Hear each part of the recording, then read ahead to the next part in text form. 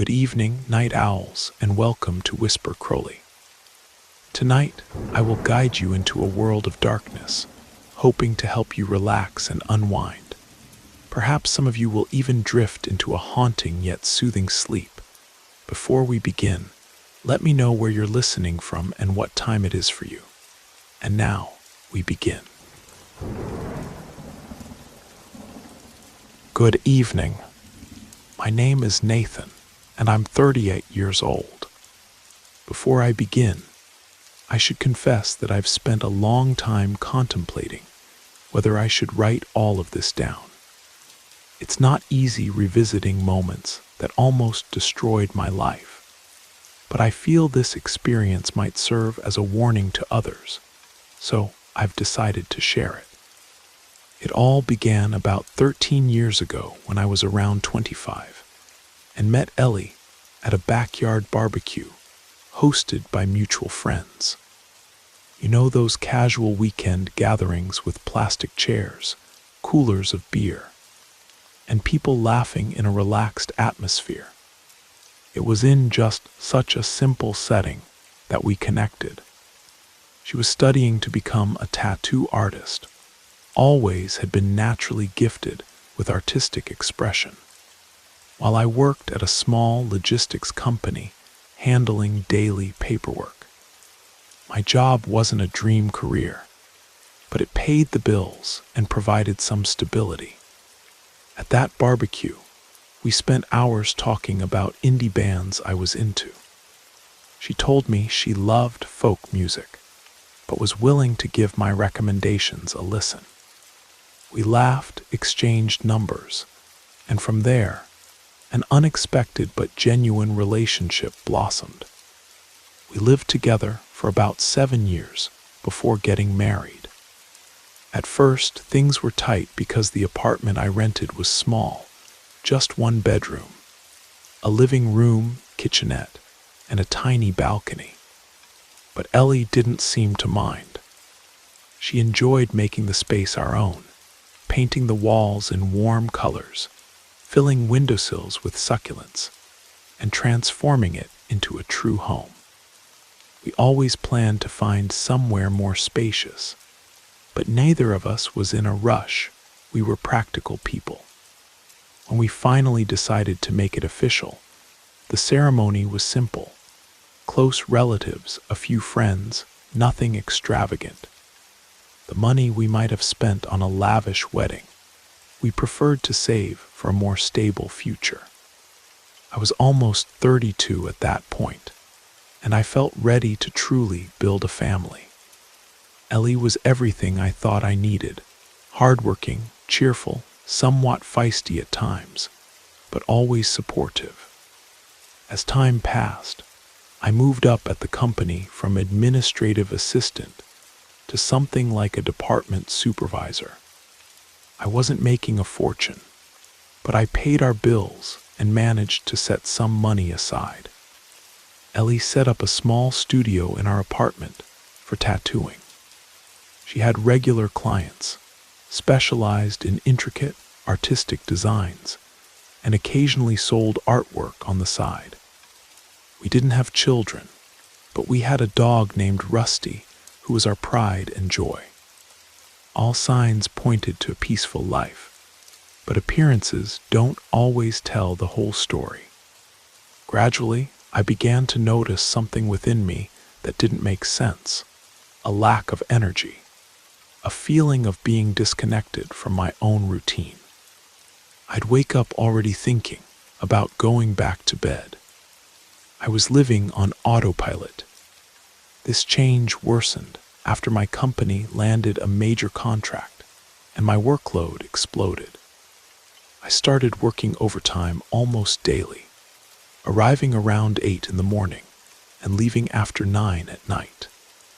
When I got home, Ellie would try to talk or simply ask about my day, but I'd respond with a grunt, lacking patience. I became easily irritated, including with her, without explanation. Ellie herself warned me, "Nathan, you're different. It feels like nothing excites you anymore." and I'm walking on eggshells, afraid of saying the wrong thing. What's happening? I had no answer, just shrugged and said it was stress and would pass. This continued for months. Soon, my apathy became the norm in our home, and our relationship began to cool. Ellie carried on with her life, seeing clients and creating her art, while I increasingly sank into the couch, turning on the television without paying attention or scrolling mindlessly through my phone. Rusty, who had always been excited when I arrived home, began to find my behavior strange.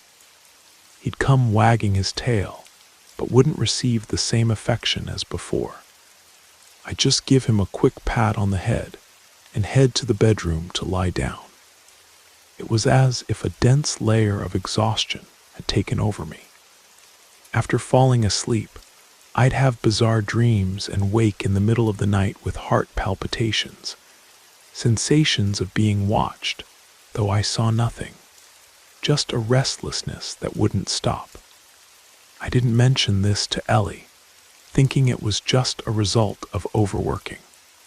The turning point came when a new colleague named Vivian joined my department. She worked in procurement, and at first seemed normal enough, constantly stopping by my desk to ask trivial questions, always making jokes or saying she enjoyed exchanging ideas about any topic. You know, the type of person you meet at work and think, maybe she's a bit too extroverted, but that's just her way. That marked me. I realized she still loved me despite my failure, and that love was our shield against the dark force that threatened everything.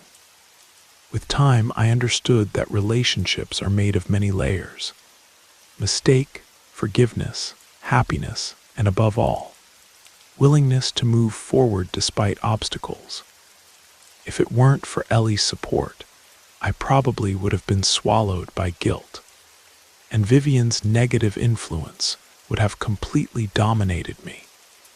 Another point I want to highlight is the matter of Rusty, our dog.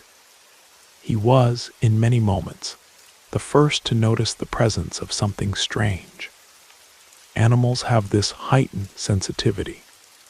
Sometimes he would stare at the empty hallway wall, growling softly, his fur bristling. It was our warning sign. If I had paid attention earlier, perhaps I would have understood the seriousness of the situation before things got out of control. But we tend to ignore these signs until it becomes too obvious. After overcoming this great nightmare, I gradually resumed contact with social life. I began meeting old friends, talking about other subjects. At first, I was afraid the subject of Vivian might come up, but curiously, almost no one touched on it. I think some suspected but didn't want to interfere, so I left it at that. I didn't want to relive everything in front of others, and that's how we continued, somewhat in silence, keeping the memories of the torment we went through. There was a time when Ellie and I discussed whether we should file charges against Vivian for harassment, threats, or something like that, since we had many messages as proof. But every time I thought about stirring up this matter in court, I remembered what Rachel said about the spell feeding on conflict. I became wary that this legal battle might reignite everything. Ellie also agreed it wouldn't be worth it, as Vivian was already paying the price of her own madness. So we gave up and chose peace. It was the best decision in the end.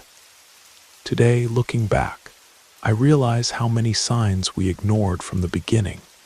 My extreme irritation, the lack of desire to be with Ellie, the nightmares, the unexplained physical pains. All this added up and created space for Vivian to manipulate the situation. If I had noticed earlier, perhaps I would have sought help, but it's easy to speak in hindsight. The fact is that each step led us to where we are now. I can't change what's already happened. I can only draw lessons, and the main one is that we need to guard our hearts. When we harbor resentment, anger, or grudges, we open the way for energies we can't even imagine. Finally, I don't discount the psychological explanation. It could have been a collapse of stress, jealousy, and anxiety, combined with events with natural causes that aligned in a sinister way. But having lived through it, I feel deep down that it wasn't just that. There was something that transcended mere coincidence. You can call it supernatural, spiritual force, or whatever name you prefer. I know that in practice, we both saw and felt things difficult to explain with logic. And so we come to the present moment. I, Nathan, 38 years old, who was once a complete skeptic, now find myself praying and conversing with what I can't well define, but call God or something greater. Ellie continues her work, increasingly recognized. We still don't have children, but we still nurture the dream of having one or two. And if they ever come, I want to teach them from early on to value kindness and keep distance from any form of obsession. Because what we lived through showed me that obsession and hatred lead to nothing but suffering. Many people ask how we can trust each other after everything. Well, I think that's the power of forgiveness. Ellie chose to forgive me, and I chose not to let that guilt destroy me. We decided to rebuild affection, and this isn't easy. It takes time, patience, daily proofs that I want to be a better person, but it has been worth it. We feel stronger than ever. Sometimes I see Ellie smiling at nothing, and she says she's just happy that we're well. That's one of the best rewards I could receive. If I were to leave some advice for anyone reading this account, I would say, be careful with emotional breaches. A small betrayal can become the door to a nightmare. And don't underestimate how much someone's envy or obsession can affect you. Sometimes a simple message or a thoughtless kiss opens space for an unbalanced person to enter your life. Also, seek help. Don't be ashamed to look for someone who understands the matter if you notice strange things are happening. Ellie and I fought much more than we needed to because we took too long to accept that something beyond the normal was happening. Today, our new house is a refuge. The walls are light-colored. We receive plenty of natural light and live in a climate of those who have overcome a great storm. We planted basil in the kitchen window. Ellie says it helps purify the environment. From time to time, there's some anxiety, as if we feared the past might return. But I remember what Rachel said, that which is not fed dies of starvation. In other words, if Vivian still carries that dark idea, she's alone with it because we won't give it space anymore. I don't know if in a few years' life we'll place Vivian in front of us again. If it happens, I hope she's free from this madness, that she's recovered and understood the damage she did and also suffered. What matters is that we won't let anything ruin our happiness anymore. It was a dark chapter, but one that served as a great learning experience. We are living proof that certain stories of harassment and spells are not myth or invention. They can happen, and when they do, it's devastating. Still, I believe that faith and the union of the couple, or whoever lives together, can be stronger than any malefice. I end my account by emphasizing, take care with your feelings and actions. It was my mistake that opened this path. If I had been honest with myself about what I felt and hadn't entered that breach of attention from Vivian, perhaps none of this would have been possible. But I also believe in forgiveness and in the ability to rise after falling.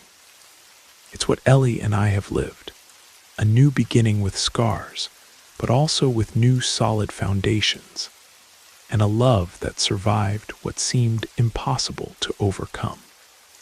In the end, throwing those ashes into the river symbolized the breaking of a vicious cycle of negativity. And this act, added to the prayers, smudging, blessings, and mainly to the fact that we remained together, made the difference. So if you by any chance are going through something similar, don't wait for the worst. Seek help, protect yourself, open your heart to those you love, and don't face everything alone. Sometimes the greatest weapon against these mysterious forces is precisely the love and solidarity that connects you. Perhaps my story doesn't have moments of special effects or cinematographic explosions, but living, it was frightening enough for me and Ellie. Imagining that there exists a level of evil that operates behind the scenes of our reality already makes us think twice before doubting anything. I just hope that by sharing this, I can prevent other couples from going through the same ordeal without knowing what's happening. And also that it serves as a reminder for those who think envy, hatred, and obsession are banal feelings. They can become the entrance door for something much greater, weaving a net that traps the victims and also traps those who create it. Thankfully, we came out of this alive and more united. We maintain a normal routine, wake up early, have coffee, I go to work. Ellie takes care of her home studio. Rusty has become an even more loyal companion, always following us around the house. And most of the time, we're just a small family trying to be happy. Whenever that fear hits, we remember to hug each other and reinforce the peace we feel now. That's how we continue, day after day, leaving that dark past in a place that can no longer reach us. Of course, from time to time, I still dream about it all. Sometimes Vivian appears in my dreams, pale, with a sickly look, and I wake up startled. But when I look to the side and see Ellie sleeping peacefully, I calm down. She also has nightmares occasionally, and we console each other, remind each other that the worst is over. It's a long healing process, but we're on the journey together. That's my consolation to you who have read this far. My final message is, be alert. You never know where envy or obsession might lodge. And if you feel something isn't right, don't ignore the signs. Take care of your mind, your heart, and your home.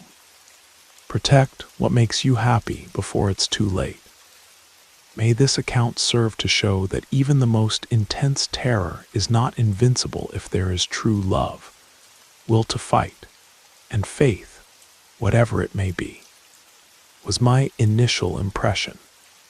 But over the course of several weeks, I realized there were ulterior motives. Vivian approached me in a way that crossed professional boundaries. She'd arrive with a suggestive smile, offer me coffee, accidentally brush against my arm. I deflected several times, but inside, I didn't know what to think. I was emotionally distant at home, but also didn't want to betray Ellie.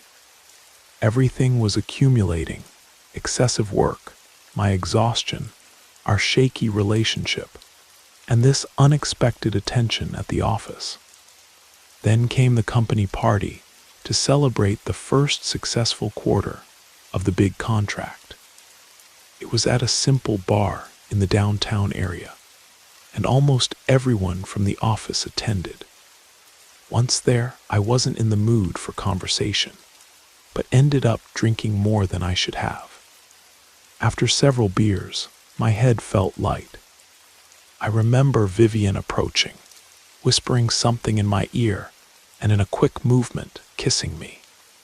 It lasted less than a minute, but was enough to fill me with guilt and immediate regret. I left hastily, just waving goodbye to colleagues, and returned home with a knot in my stomach. The next day, my head was spinning. I couldn't stop thinking about how this mistake would haunt me. To my surprise, Vivian didn't let it die. She started sending me messages, at first subtly, saying things like, "That was incredible, don't you think?" I responded coldly, asking her to stop. But she continued sending strange messages about destiny, about energies that connected us. She talked as if she'd been studying advanced spiritual practices, and was certain I was part of it. It gave me a sense of discomfort, but I tried to ignore it. She went as far as sending photos of me taken without my knowledge, saying, "You can't imagine our connection." It was disturbing. At home, the situation worsened when I decided to tell Ellie what had happened. I didn't want to hide it because I was already suffocating. I told her one night, trembling, begging forgiveness, and saying it had just been a quick kiss. Ellie listened, remained still, looked at me as if I were a stranger, then got up and went to the bedroom. From then on, I slept on the couch.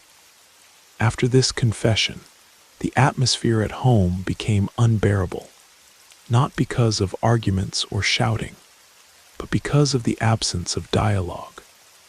I'd try to say something, but Ellie limited herself to monosyllables. She understood I was regretful, but her trust had crumbled. And all this was amplified by the strangeness I'd been feeling: headaches, weakness, episodes of profound insomnia. It didn't stop there.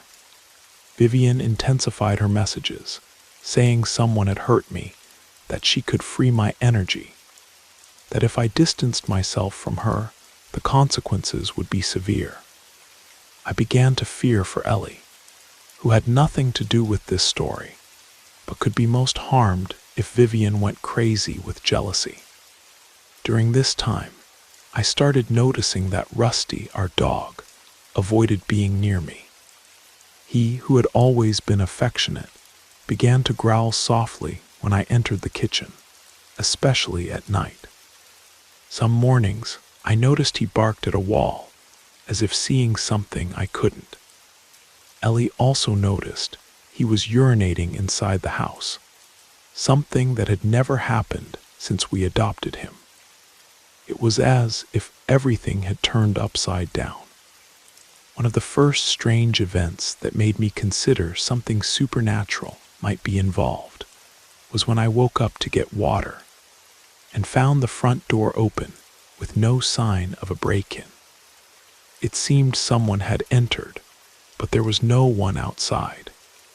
I felt a chill, closed the door, and locked it.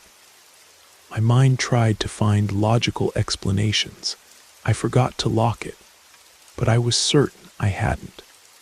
The problems grew to the point where Ellie called a cousin of hers, who was very religious. This cousin, Sarah, suggested we visit a local healer known as Mrs. Bennett. Ellie practically dragged me there, as I didn't like that sort of thing. We arrived on a Sunday morning. The house was simple, somewhat old, with a strong scent of dried herbs. Mrs. Bennett received us calmly, asked us to remove our shoes, and immediately warned she sensed a strange energy surrounding me.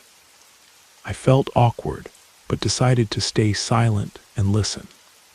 She took a handful of herbs, passed them around my body while praying softly, then said someone was working against me, that there was a strong intention to separate me from Ellie.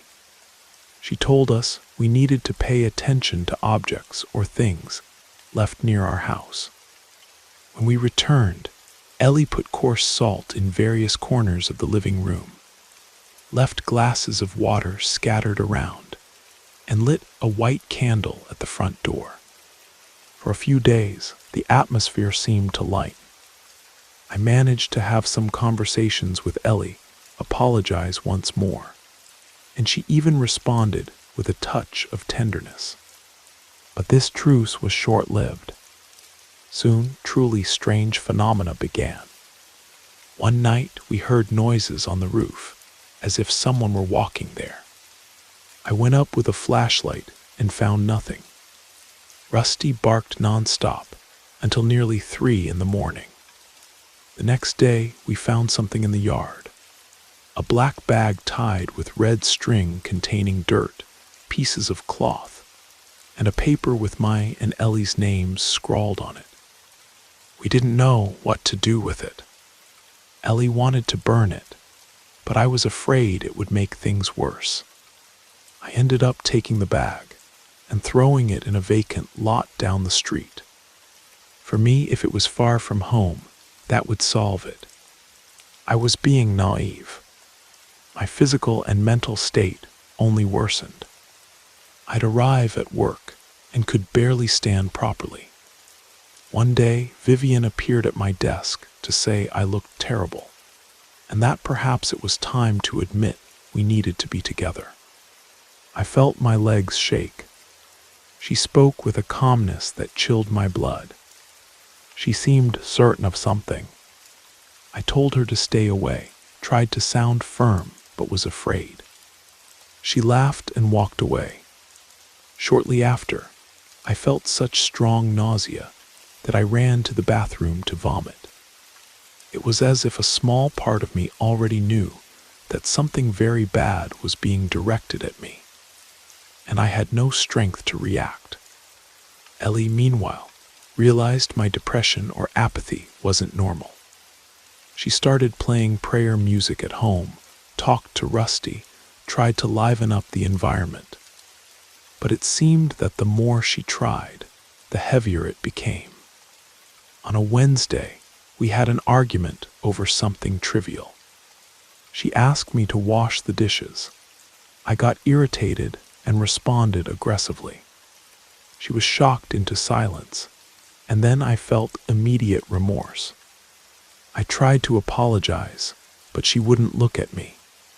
It was as if there was something physically separating us, even though we were just steps apart. That night we slept side by side, but everything was ice cold between us. A week later, on a Friday, I received news of another company gathering. I was terrified. I didn't want to go, thinking Vivian would be there, but she had been absent the last few days. My boss insisted I participate, since I was showing low performance, and maybe socializing would do me good. I went against my will. At the bar, I didn't stay long and left early. On the way back, my phone rang, an unknown number. I answered, and it was Vivian saying, "You'll never get rid of me. If I can't have you, then you'll lose everything you have." It froze my spine. I hung up immediately and rushed home. When I arrived, Ellie was crying softly in the bedroom. She had also received a message on her phone from a fake profile saying, "He isn't yours." Ellie understood it was Vivian, but we had no proof of anything. At that point, our house seemed overtaken by an atmosphere of insecurity. Ellie prayed every day, lit candles, changed the water in the glasses, but things weren't improving. One day, Rusty began barking frantically at our front door. We opened it to see if anyone was there, but there was nothing beyond the dark night. However, on the ground, right in front of the gate, was a small cloth doll crudely sewn, faceless, tied with a black ribbon. We were so frightened that we called Sarah again, and she called Mrs. Bennett back, who visited us. When she saw the doll, Mrs. Bennett just shook her head, saying it was a sign that someone with knowledge was reinforcing a curse or binding against me. She instructed us to burn the doll in a can and bury the ashes. We did that, and Ellie spent hours praying afterward. We thought it would get better, but it seemed that with each attempt at defense, something worse emerged. One morning I woke up and noticed I had small scratches on my arm, like thin parallel lines. I didn't remember hitting anything. I showed Ellie, who was startled. She said, "For God's sake, Nathan, can't you see this isn't normal?" I remained silent, not knowing what to say. During the afternoon, I went to work trying to distract myself. But at lunch, I started feeling pain in my neck and a burning sensation. I looked in the bathroom mirror and saw a kind of redness, almost like an allergic reaction, but forming a strange pattern, almost like finger marks. That's when I realized it was serious. It wasn't just psychological. I told my boss everything, who didn't believe me and thought I was making up excuses. That night I returned home, and Ellie hugged me tightly, saying she was afraid of losing me. She said I seemed increasingly apathetic, sometimes saying nonsensical things in my sleep. So we decided to seek another spiritual help, since Mrs. Bennett hadn't been able to handle it. We searched online, talked to acquaintances, until a friend recommended Rachel, a more experienced healer who also performed ancient prayers. We made an appointment for a Saturday afternoon and went. Rachel's house was in a very simple neighborhood, but had a large yard full of plants and herbs hanging from lines.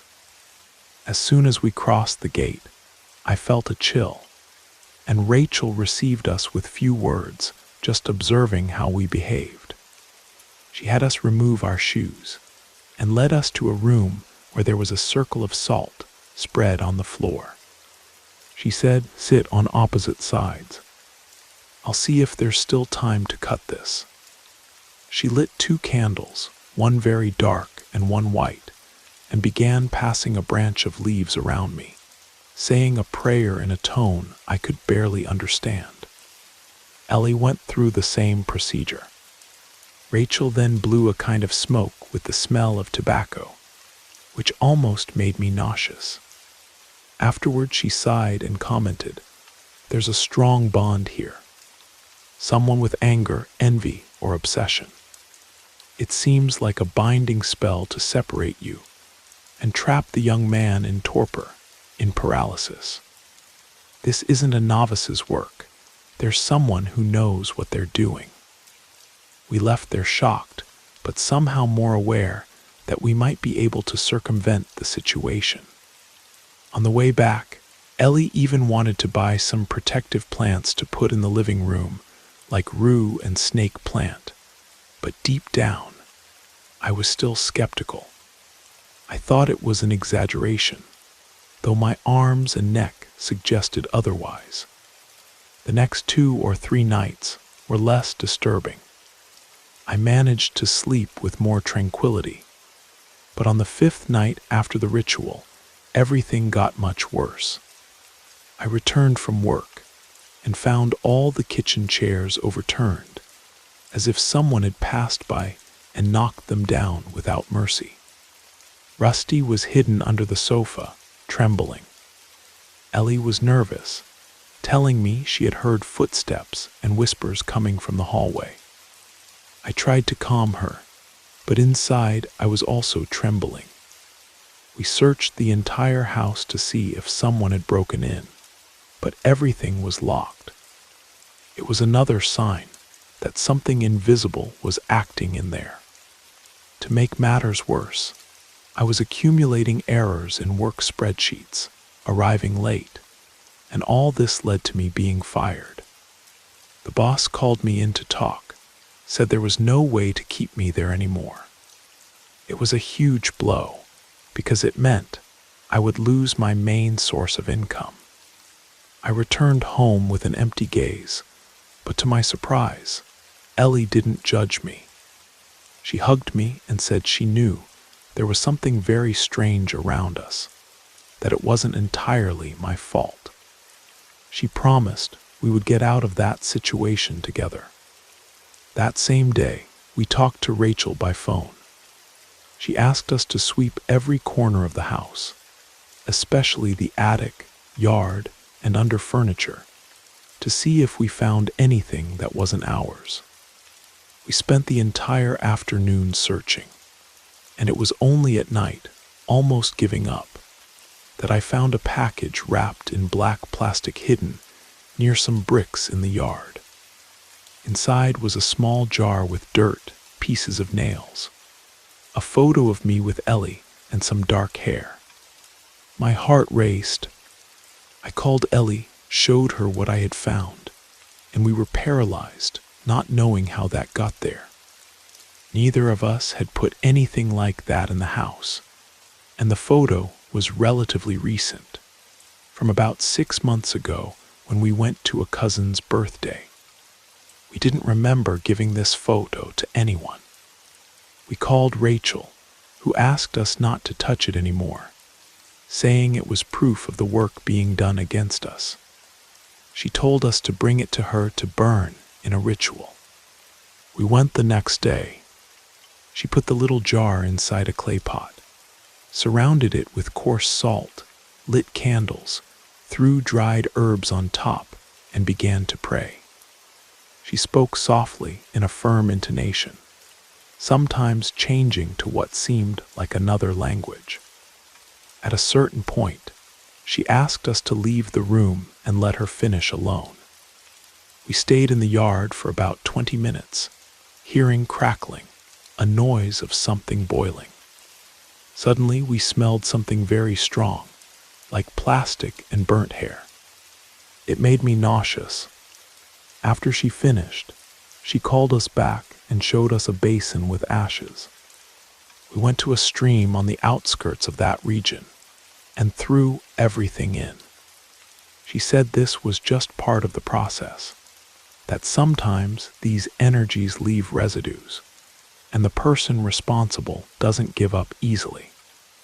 Ellie asked if Vivian could send more things, and Rachel replied yes, because those who perform this type of ritual, if obsessed, can repeat it as many times as they want until reaching their goal. This left us on alert, but for a few days, peace seemed to reign. Rusty came closer again, eating well, and Ellie and I managed to have moments of real conversation without that constant tension. We even made plans to look for alternative employment for me, since we wouldn't have that income anymore. We considered selling some belongings to pay bills for the month. In this interim, Vivian disappeared from sight. They said she had taken leave from work, that she was having psychological problems. But it wasn't long before things started again. One night, returning from my mother-in-law's house, we found the kitchen door ransacked. Drawers were open, utensils scattered on the floor. The strange thing was nothing was stolen. No one broke in, everything was intact, just internal chaos, as if someone or something wanted to warn us they could get in. Rusty cowered in a corner and began emitting a low, desperate growl. Ellie called Rachel, who recommended an urgent smudging. We burned bundles of sage and cedar throughout the entire house, praying softly. It was one of the tensest nights we spent. The next day, we talked more deeply with Rachel, asking what could be causing so many violent episodes. She explained that when there's a binding link, the main objective may be to separate the couple, create discord, take away peace. But at the same time, if there's a lot of resistance or spiritual help, this energy can become loose and end up causing greater disorders like poltergeists or phenomena we don't understand. What complicated our case was Vivian's obsession. Apparently, she not only wanted to bind me, but also nurtured hatred for Ellie. Rachel said the person responsible for this kind of thing can end up entering a spiral of madness because the negative energy affects them too. That's when I received a call from a former coworker who was still at the company, telling me that Vivian had had a breakdown, saying she saw shadows and heard voices, that she was being chased by creatures calling my name. She had been hospitalized for a few days. This news left me shaken. I couldn't feel anger, just a deep sadness, because regardless of everything, it was a human life being destroyed. On the other hand, Ellie was afraid this might mean an even greater awakening of some evil force. We asked Rachel if the energy sent against us could return to Vivian, and she said yes. She explained that everything we throw into the universe can, at some point, return, especially if it fails to completely hit its target. A few days later, I found a strange paper stuck to our gate with nothing written, just scribbles that looked like symbols. Ellie tried to remove it, but it was stuck with some kind of resin. We decided to call a relative of mine who is a firefighter to take a look, and he also found it very strange. It seemed to have been placed there recently. Ellie began reciting the Lord's Prayer aloud, while he tried to scrape off the adhesive. When it finally came off, there was an acrid, almost sour smell that no one could identify. It was more proof that we were in an invisible war. To avoid being completely hostage to fear, we began to intensify prayers, smudging, using holy water and coarse salt at entrances. Ellie lined the bedroom with small sachets of herbs. One night, we decided to watch a movie on TV, trying to act like a normal couple, temporarily forgetting the terror we were living in. But in the middle of the film, the television shut off by itself and stayed in total darkness for about 10 seconds. When it came back, one of the living room lights flickered and burst, leaving glass shards on the floor. Ellie stood up with her heart racing, ran to get a broom, while I remained paralyzed. Rusty began barking at nothing. Then the TV turned on again, emitting only a black screen with no signal. Ellie unplugged it, and we stayed in silence. There was nothing more that night, but it was enough to leave us sleepless. Each day, I felt my vital energy draining. I woke up with no will to continue fighting. Ellie, on the other hand, seemed more determined not to give up. She read everything about protection, talked to Rachel, prayed hourly, asked me to pray too. I tried, but my faith was already shaken. I thought nothing could defeat something so strange. I had crying episodes in hiding, feeling weak, guilty for having given an opening to this madness. If I hadn't drunk too much and allowed that kiss, perhaps none of this would have happened. My mistakes were exacting a very high price. One Saturday morning, we received a visit from a woman named Dana, a friend of Ellie's who is also very connected to spirituality.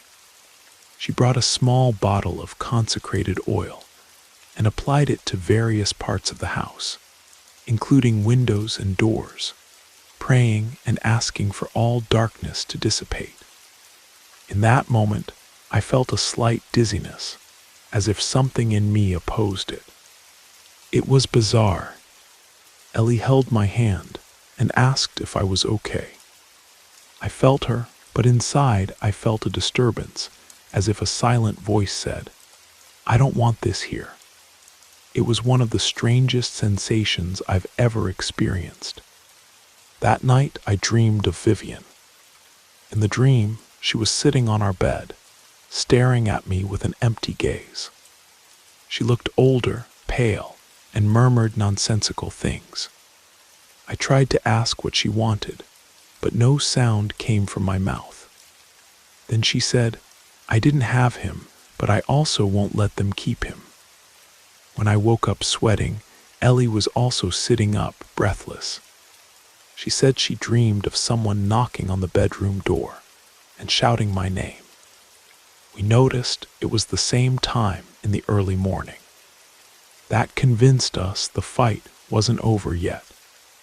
In the following days, Ellie decided we needed to talk to Rachel again. We went there, and she proposed a more extensive ritual, something she called a definitive cut. She warned it could be exhausting, and that afterward we might feel pain or dream intense things. But it was necessary to block this connection once and for all. We agreed and set it for Wednesday afternoon. Arriving there, she asked us to sit facing each other with a red candle in the center and a circle of salt around it. She began prayers in a calm tone that gradually grew stronger. At a certain point, I felt as if the walls of the room were vibrating. I didn't actually see anything moving, but I had that auditory impression that something was trembling. Ellie later told me she had the same impression. Rachel took a clay bowl and put some live coals inside. She sprinkled rue water and asked each of us to say aloud that we did not accept the presence of any evil in our lives. We did this, and I had a coughing fit. I felt a bitter taste in my mouth. Rachel continued, saying the person responsible for this evil would probably be feeling something. She asked if we knew about Vivian, and we said we heard she was hospitalized for treatment. Rachel nodded, indicating this confirmed her suspicion. When the obsessed person tries to maintain a spell, she herself becomes vulnerable to what she sends. After almost an hour, Rachel ended the session, saying we should throw what remained of the coals into a river or stream, and that we should smudge our house for 3 more consecutive days, always at dusk. We took everything, thanked her, and did as she said. On the way back, we stopped at a bridge and threw in the coals. The sun was setting, painting the sky orange. Ellie prayed softly, asking for protection. I stood watching the water carry everything away and felt, for the first time in a long time, a breath of hope. When we arrived home, it seemed the temperature was more pleasant, the air lighter. Rusty came to greet us, wagging his tail. Ellie hugged me, and we spent some time saying nothing, just feeling that moment of serenity. However, there were still traces. We knew one ritual wasn't enough. We needed to keep the house protected and take care of our emotional state, because any breach could be an entrance door again. In the days that followed, there were no more strange knocks at the door, no broken glasses or bizarre bags thrown in the yard. I began to feel more energetic, helped Ellie with chores, tried to improve our environment, put on music, talk.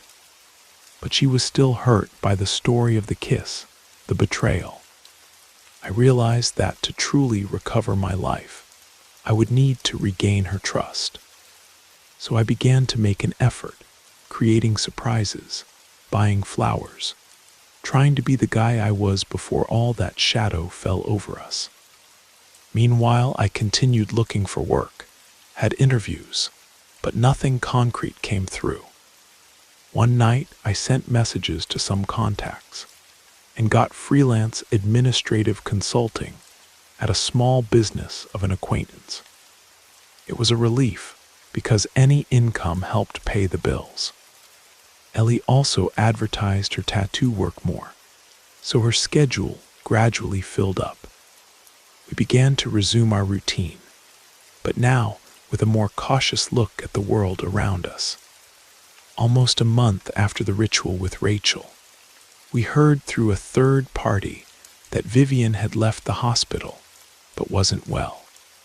She had returned to an aunt's house, but seemed to have panic attacks, saw apparitions, and shouted erratically. I confess, I felt a deep sadness upon hearing this. As much as she had done evil to us, I didn't wish for her to end up like that. Ellie simply said, "May God have mercy," because she meddled with what she shouldn't have. That was her only comment. We had no news beyond that. Vivian, if she still wanted to do something against me, apparently had no strength or means. With each new week, Ellie and I improved our relationship. We decided to sell the house where we went through it all and move to a smaller but more illuminated one, with more windows, more air circulation. I received an offer to work at a warehouse as an inventory coordinator, a reasonable salary. I happily accepted, grateful to be able to start over. Rusty quickly adapted to the new home, though at first he would sniff every corner as if to make sure there was no trace of that evil energy. Even after moving, Ellie continued with weekly prayers, and periodically smudging the rooms with sage, cedar, and rosemary. We'd leave a glass with water and salt in the living room, changing it every day, something Rachel recommended to absorb any negativity. We also used pieces of charcoal at the entrance door as a barrier. It might have seemed excessive, but we preferred to err on the side of caution. Some friends found it strange when they visited the house, but we explained it was to take care of the energy. Those who knew what we went through understood perfectly. The months rolled by, and we realized that dark phase was being left behind. At my new job, I even felt more motivated.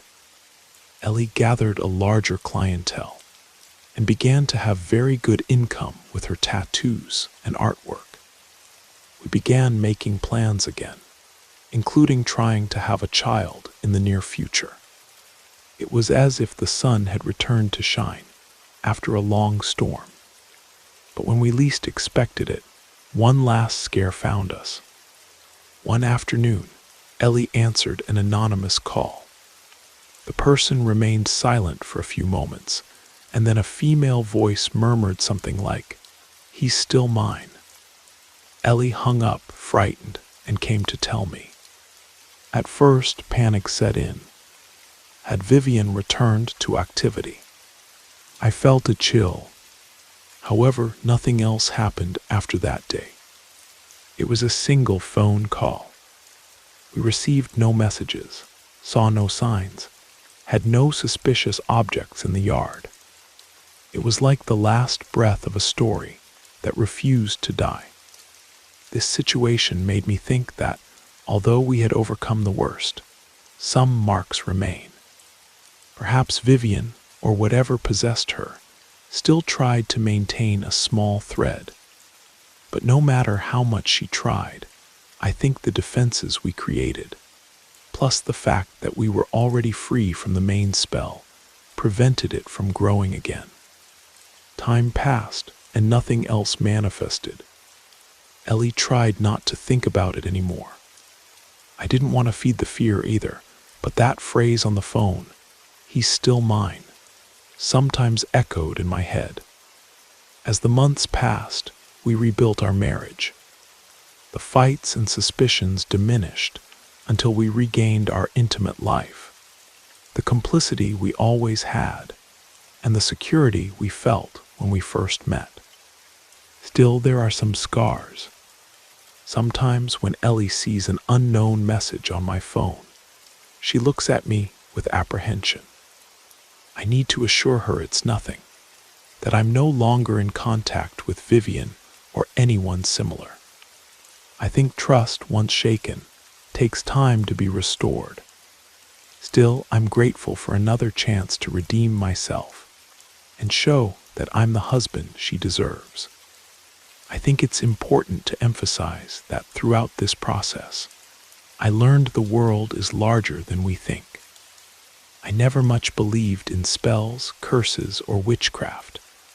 But after what I went through, I'm not so sure anymore. I could feel firsthand that there are forces and intentions that can affect our psychology and the reality around us. It's all very subtle, but if we open a breach, the thing enters and spreads like a plague. My mistake and my guilt opened the doors to something that neither Ellie nor I were prepared for. We were exposed. Today, we live with more balance. We're not obsessed with rituals, but we practice energy cleansing from time to time, strengthen our faith in the way we can, and try to maintain harmony at home. Every late afternoon, if we're free, we sit together on the porch, have a coffee, and chat about trivial matters. It's a way of cultivating the tranquility that was almost taken from us. We've returned to smiling, to dreaming, and that's the true miracle, surviving chaos and still having the courage to seek happiness.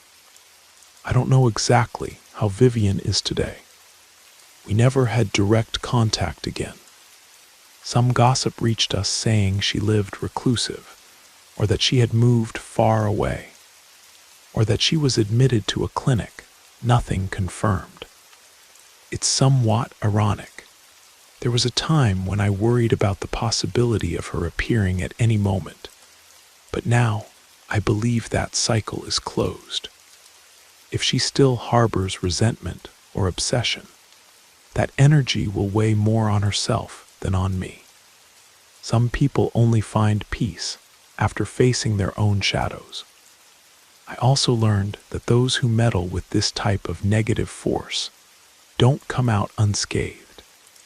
Things may seem exciting or temporarily resolve the person's obsession, but then they extract a high price.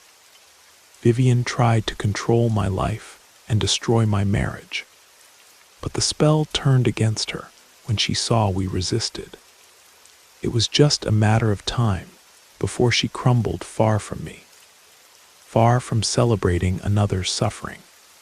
But I think this shows how the evil we do returns to us. A detail that still impresses me to this day is the attunement Ellie and I came to have after everything. We went through hell together, and it united us in an unexpected way. I always knew she was strong, but I couldn't imagine how determined she could be to fight for what she believes in. I remember one night in particular, when we were in that most critical phase, and I thought I couldn't take it anymore. She held my hand and said, "You made a mistake, but you've already repented. What comes now isn't about guilt anymore. It's about us staying on our feet. If I have to pray 1,000 times, I will, but I won't let anything take you away from me." That.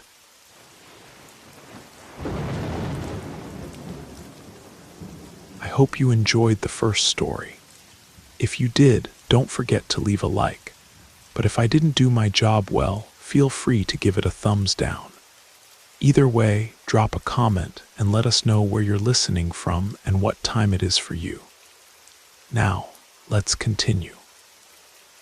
I don't know if you'll find this interesting, but it's one of those stories with a strange, unsettling touch, and perhaps even a bit sad.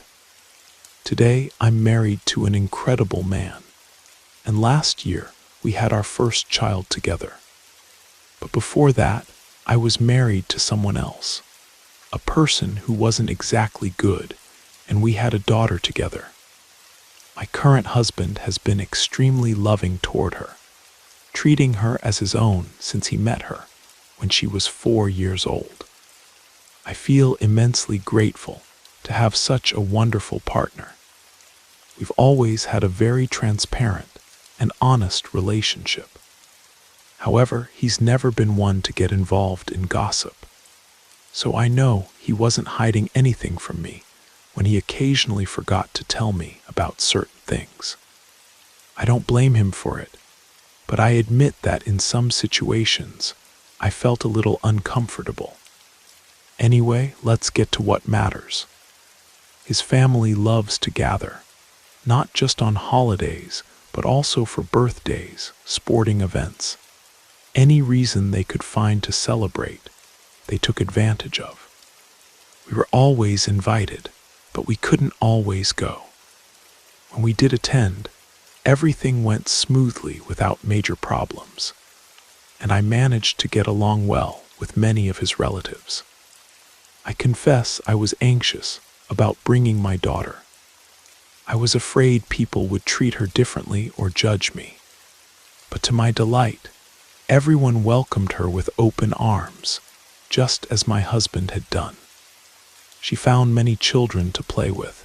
His parents adored her, and the atmosphere was great. So when they invited us to another barbecue in Denver last summer, we didn't hesitate to go. And of course, my daughter came with us. It was at his parents' house, and there were already many people there when we arrived. We went to the backyard, and my daughter immediately ran off to join the other children who were playing. While everyone was engaged in conversations, a person I hadn't yet met appeared. Although we had been to some of these gatherings, we had missed others, and I hadn't seen this woman before. My husband introduced her as his Aunt Vanessa. She sat down next to his mother, her sister, and the conversation continued normally. She asked me some questions, but nothing out of the ordinary. After a while, my daughter came up to me asking for something, and Vanessa, surprised, asked, "Is this your daughter?" I confirmed with pride and asked my daughter to introduce herself as usual. She said her name, her age, and talked about her favorite animal. Vanessa smiled, but the smile seemed a bit forced. After a quick exchange of words, my daughter went back to play. Then Vanessa asked how long we had been together, and I could see she was doing the mental math. Before I could answer, my husband jumped in and explained that my daughter was from a previous marriage. Vanessa looked at me as if trying to figure out if I was hiding something, but there was nothing to hide. If it had been necessary to explain more, I would have done it the same way I always do, with few words, without many details. Fortunately, my husband's mother changed the subject and diverted the conversation, thus avoiding an uncomfortable situation. When the food was ready, I helped make my daughter's plate and also took care of the other children. As soon as everyone was served, I prepared my plate and joined my husband and the rest of the people to eat. The conversation continued normally, everyone at their own pace. After lunch, the children started playing with toy swords and water guns. My daughter came running in my direction with that look on her face that showed she was ready to get me wet. I gave her that typical parental look. Parents will understand that look that says, "Don't you dare." But she stared at me with such a mischievous smile that I already knew what was coming. So I prepared myself to be hit by the water. I stood up and joined in the game, letting out that phrase many parents love to say, "I brought you into this world, young lady. Don't make me take you out of it." She let out a scream and ran away, with some people around laughing and my husband even encouraging her. "Run." When I finally caught her, she did that classic playing dead pose, frozen with her tongue sticking out. At that moment, my husband also joined in the fun, pretending he was going to grab her, and she jumped again. He always plays with her like this, and it's one of the things that makes us both love him so much. After some fun, he helped me up, and we went back to the porch together, while my daughter was already distracted with something else. That's when I noticed Vanessa's angry look and the worried expression on his mother's face. She looked nervous, alternating her gaze between Vanessa and my husband, as if something serious was happening. I had no idea what was going on, but I decided it wasn't my business. I grabbed my drink and watched the children. His mother tried to start speaking, but Vanessa interrupted loudly. "This isn't funny, Marina." I stood there confused, not understanding. "I'm sorry," his mother said in an attempt to pacify, putting her hand on Vanessa's knee and saying something like, "She was just playing, Vanessa." But Vanessa seemed to have already lost her patience. She adjusted herself in the chair, fidgeting with something in her hands. That's when my husband's father, from near the fire pit, intervened. "She was just playing with her daughter, Vanessa. Let it go," visibly irritated with the situation. "Well, I didn't find it very funny," said Vanessa, as she headed inside the house. Immediately, I started apologizing multiple times, even without understanding what I had done. His mother tried to reassure me, saying everything was fine, and went after her. My husband also told me everything was okay, as did his father. However, no one explained to me what exactly had bothered her. They just tried to assure me it wasn't my fault. As much as they told me this, I still felt like I had ruined the night. It appeared Vanessa left shortly after, and the others eventually managed to bring back the good mood. But I couldn't stop thinking about what had happened. I kept mulling it over for a long time, trying to understand what I had said or done. When we finally got home and my daughter was in bed, I couldn't help but ask my husband what had happened. He told me that Vanessa always got sensitive around children, but that didn't make much sense to me. I kept insisting, because I knew I wouldn't be able to stop thinking about it until I understood what I had done. What he told me, however, was very different from what I expected. Apparently, when my husband was small, Vanessa also had a daughter, but according to him, she wasn't exactly the best mother. She never really wanted the girl, but still kept her around. As time passed, things improved a bit, and she started showing more affection for her daughter. However, one day there were many conversations between his parents that he couldn't hear. And after that, Vanessa stayed at their house for a while. Suddenly, she was no longer there, and he stopped seeing his cousin for a good period. It turns out that Vanessa's daughter died, but she only communicated this the next day, which naturally generated many suspicions.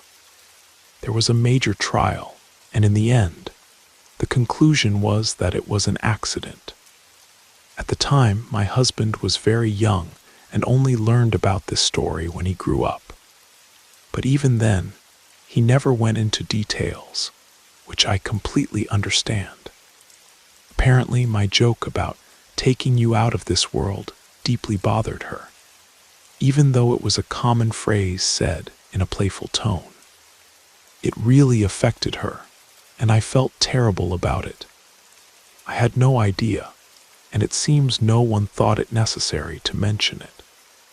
After all, how would someone say something like, "Hey, this is Aunt Vanessa, her daughter passed away, so be careful what you say"? It's not something easy to mention in an introduction. This whole situation created a great division in the family. Some believe she should have been punished more severely, because they suspect something more was involved. My husband gave me a somewhat vague summary of what happened, and I let the subject drop for a while.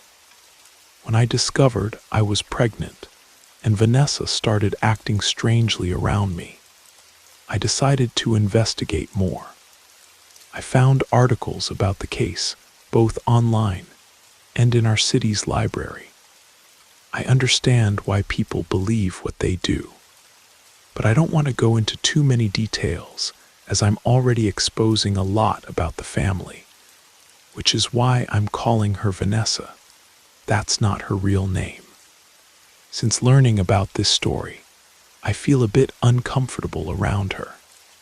She's made some strange comments and looked at my baby in a way that made me hold him tighter.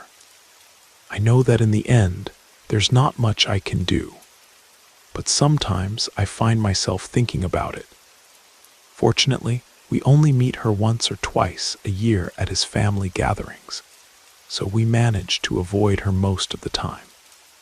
Having 2 children now who mean everything to my husband and me, I can't imagine going through such a loss. I truly hope she's innocent.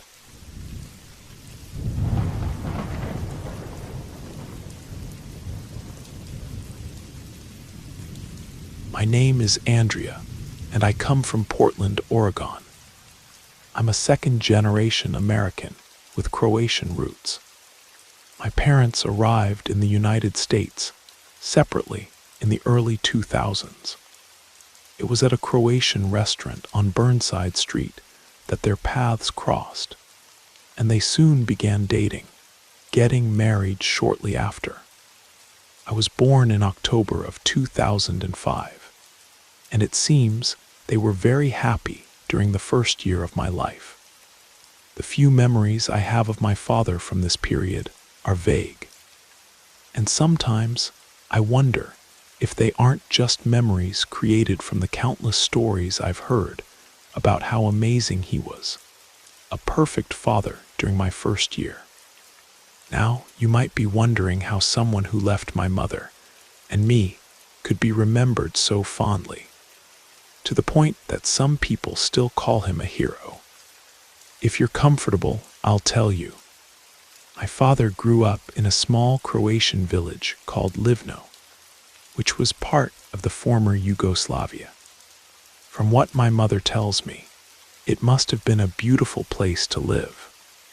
The village was surrounded by mountains, forests ideal for hunting, and streams perfect for fishing. For almost 2 generations after World War II, the region experienced prolonged peace.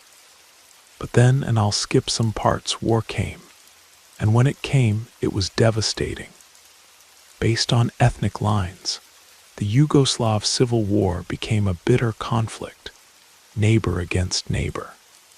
The bloodshed was so intense that the war generated smaller, more localized conflicts, such as the Croatian War of Independence. It was during this chaos that my father fled Croatia. My mother and her family left a little earlier, so despite facing the early phases of the conflict, they fortunately escaped before the start of the war in Croatia. My father, on the other hand, remained in Livno to protect his family, even when other Croatian families were already fleeing to countries like Germany, the UK, and America. This was because, at first, he believed there was no reason to worry. Without going into too many details, and please don't criticize me for simplifying the situation, the factions involved in the Croatian conflict were as follows. The Serbs formed the minority, while the Croats and other groups made up the majority. At first, it seemed the Croats had the advantage, but things changed when Serbian forces began to receive support from outside, which turned the tide and prolonged the war. Thus, my father and his family went from apparent safety in the mountains to seeing enemy forces approaching ever closer. The men from the village formed a kind of militia and resisted as long as they could until they were forced to retreat to the village. But in this time, they managed to evacuate the most vulnerable members of their families.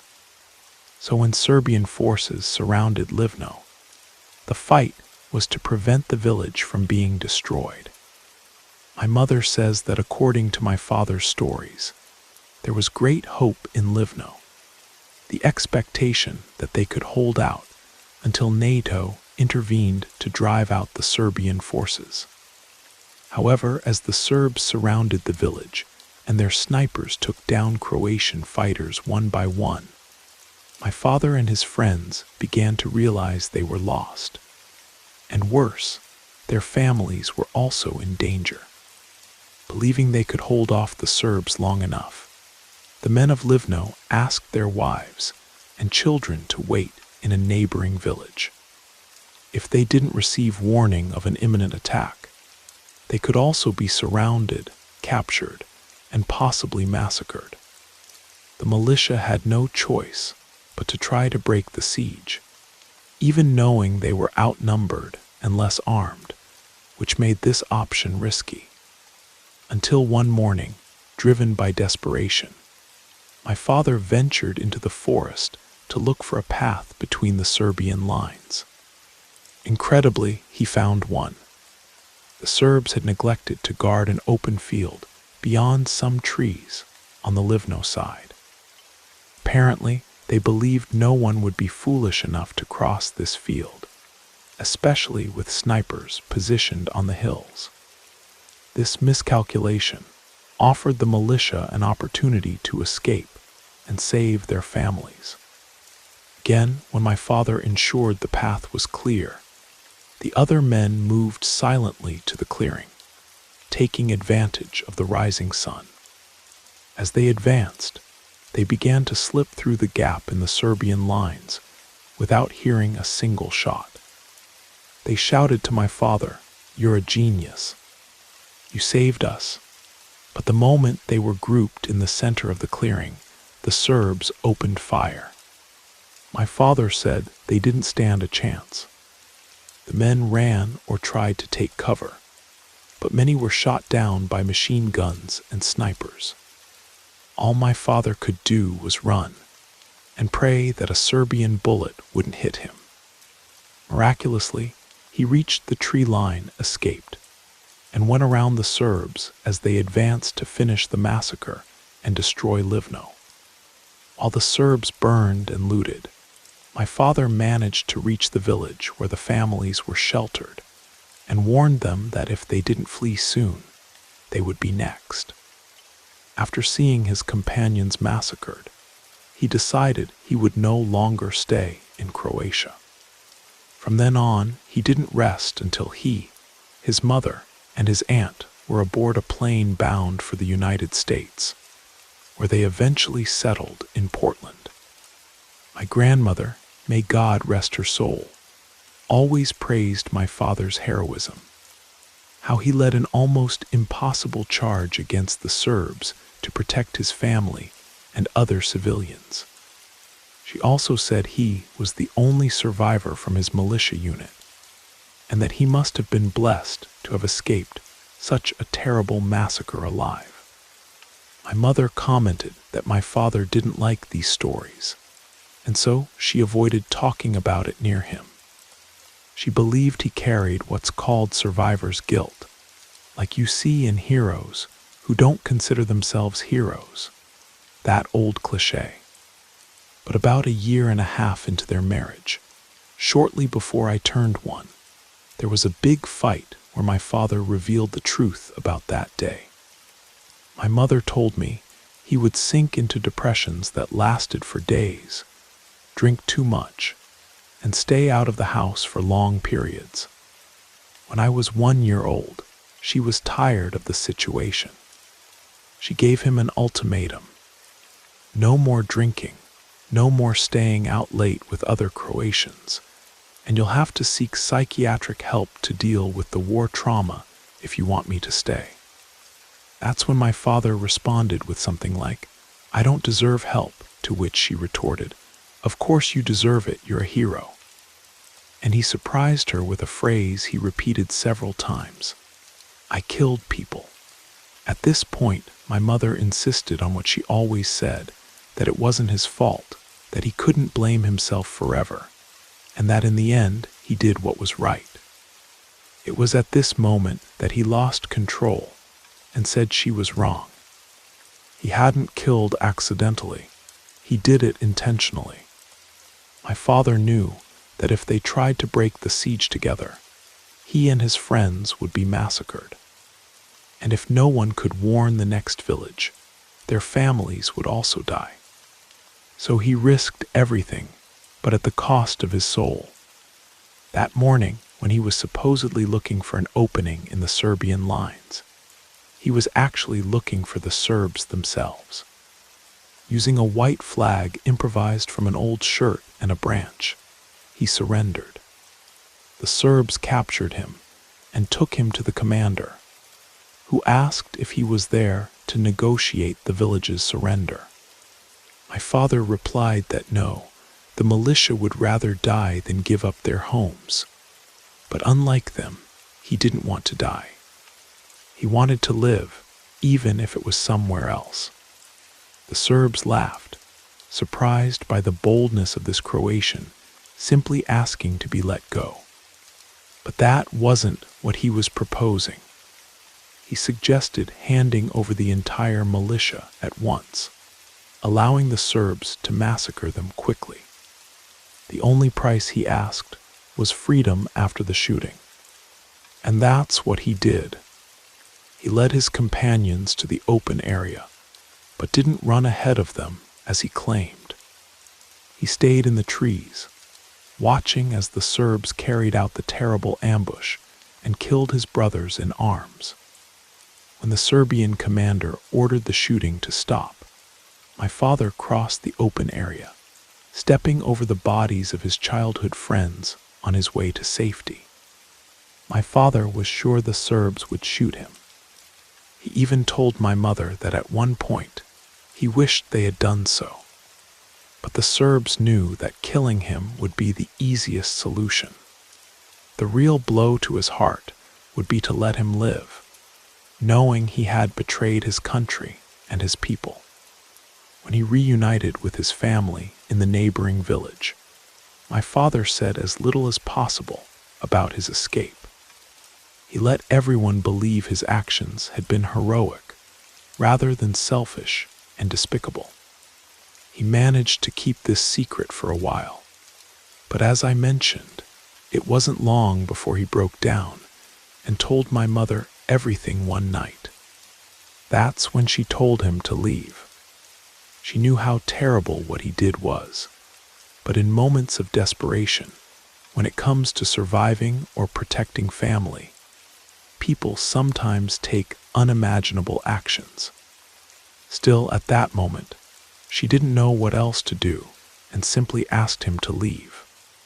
She thought he would come back, that he would go to his usual bar, drink until he was drunk, and return in the early hours, stumbling and begging for forgiveness. But he never came back. Never. He got in the car, left the city, and never returned. My mother believes he's still alive somewhere. After all, technically they're still married, and she is his closest relative. If he dies, we would probably be informed quickly. Many people tell me I should look for him, but honestly, I have no interest in doing so at the moment. They say I'll regret it if I don't, that we always think we have time when we really don't. However, I'm not afraid of confronting him with what he did. I'm afraid of what he might have become. I know there's a possibility he has moved on, created a new life, and that finding him now as an adult could provide me with the catharsis I feel I need. But I doubt the reality would be so ideal. I think he may have transformed into something darker, perhaps more of a monster than the man who betrayed his companions. I know that if he hadn't done what he did, maybe I wouldn't be here to tell this story. But all the logic and rationalization in the world doesn't change what he did.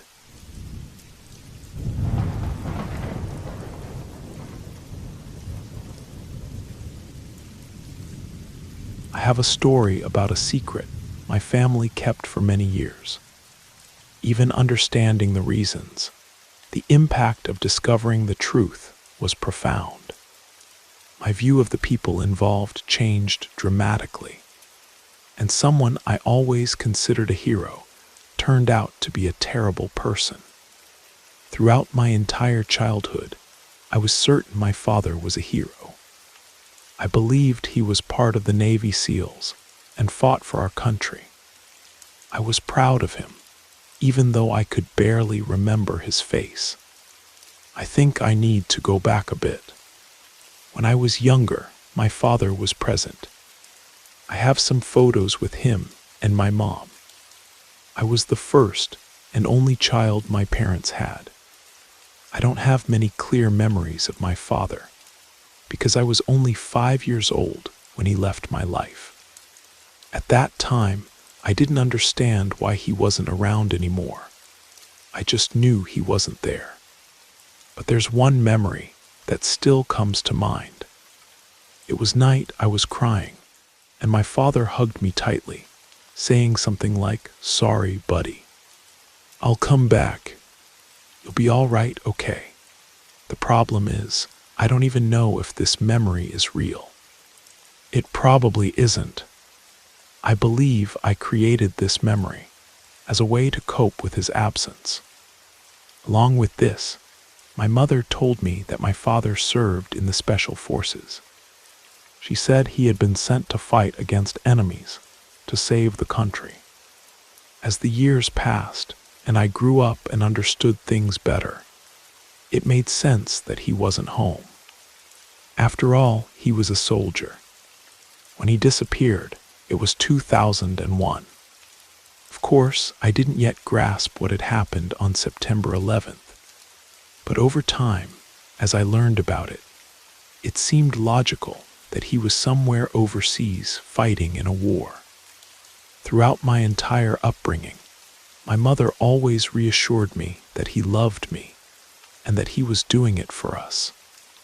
I remember asking many times why he couldn't come back, not even for Christmas, and she always answered that he would return soon, but that he couldn't abandon his mission.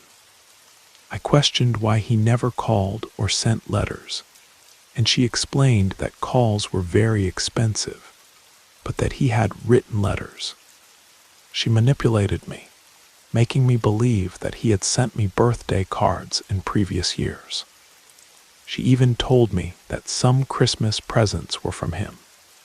I believed everything. I thought the military didn't allow him to return home, and that he had really sent me cards and gifts. My mother maintained this story until I was 12 years old. At that age, things started not making sense.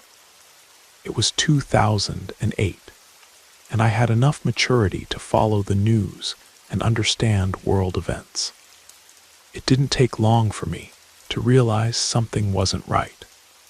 Why hadn't he returned yet? My curious and restless pre-adolescent mind decided it was time to confront my mother and ask for the truth. And I did. I remember asking, "Mom, you need to tell me the truth about Dad. He's not overseas. He would have returned by now." Where is he at that moment? She had the chance to be honest. But instead, she started crying and told me another story. She said that while overseas, my father had died in combat. She looked me in the eyes and told me that he died in 2003 during the war in Iraq or Afghanistan or something like that. She said she wanted to have told me before, but didn't know how.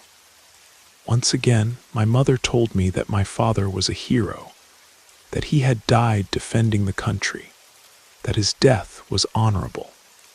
It's almost sad to admit, but I wanted so much for that to be the truth. But what really happened wasn't that at all. I discovered the truth when I turned 20, approximately 8 years ago.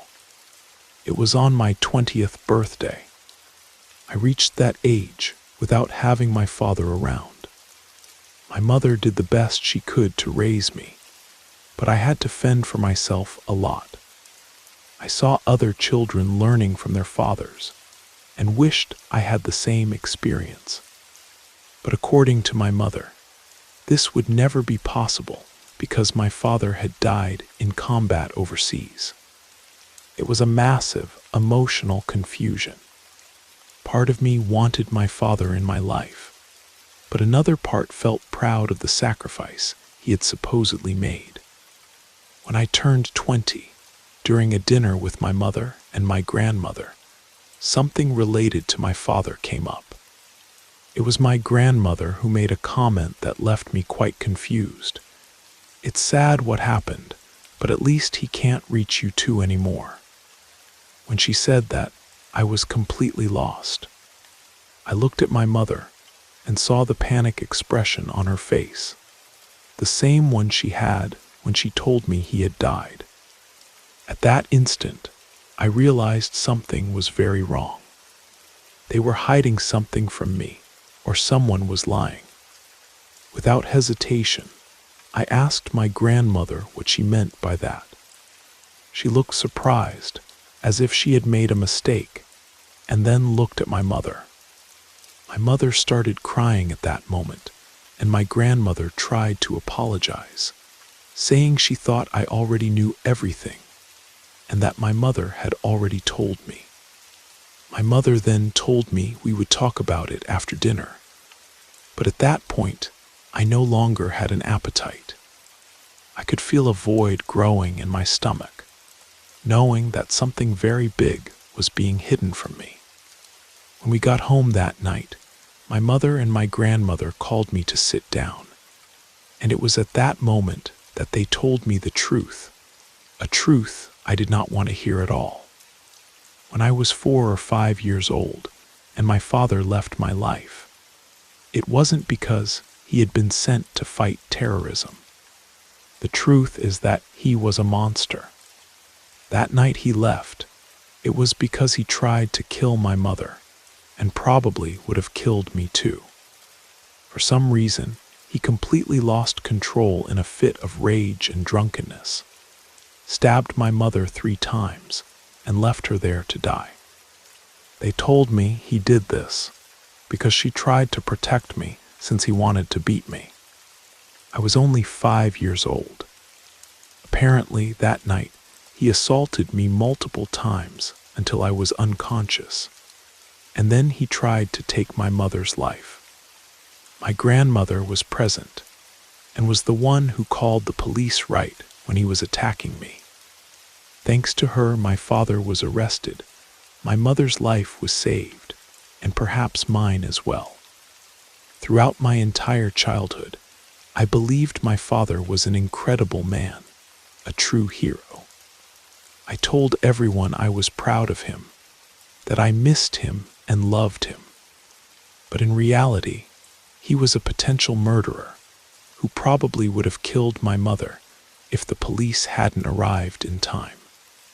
My grandmother's comment was made because my father had recently died in prison. He suffered a heart attack and they couldn't revive him. My mother found out about this a few days before finally telling me the whole truth. That was without a doubt the most difficult day of my life. To know that the man whose presence I wished for at every moment of my growing up almost destroyed my life was devastating. Some years have passed since then, and I'd like to say I've managed to overcome it all, but the truth is that it still haunts me at times. I don't blame my mother for hiding this from me, but it's still painful to know she lied. I'm sharing this story now with the hope that by putting it out there, maybe I can feel a bit of relief. To those who knew me during my childhood, I apologize for lying about my father. I myself believed all these lies. I thought I was telling about an incredible man, an honored hero, when in reality, he was the opposite, more villain than hero. And if I could go back in time, I would give a hug to my younger self, preparing for the pain that would come. Both the first time they said your father had died, and the second.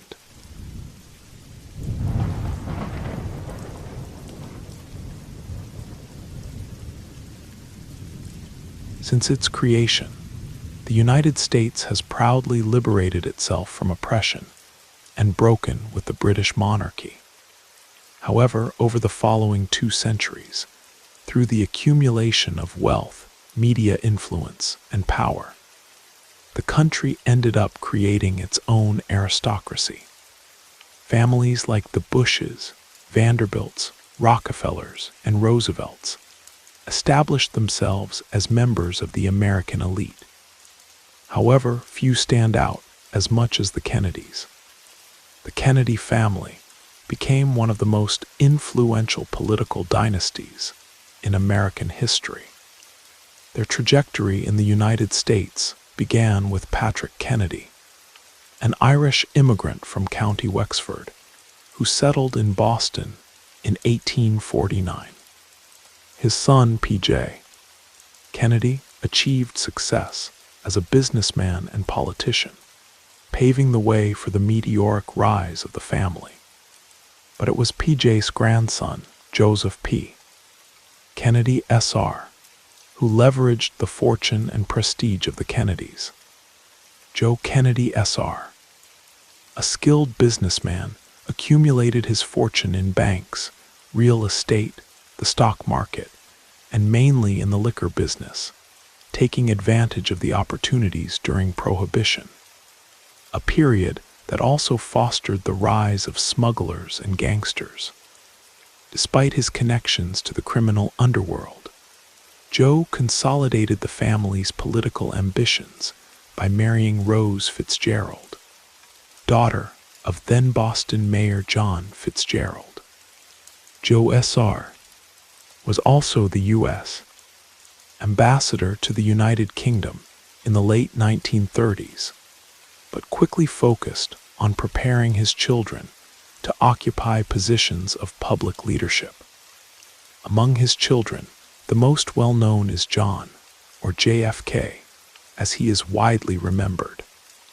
He was the 35th President of the United States, being a crucial figure during the Cuban Missile Crisis and the advancement of civil rights, until his tragic assassination in 1963, which shocked the world. His younger brother Robert served as Attorney General and Senator from New York, and also strongly advocated for civil rights and anti-poverty initiatives. However, Robert's assassination in 1968 during his presidential candidacy was a profound blow to the Kennedy family.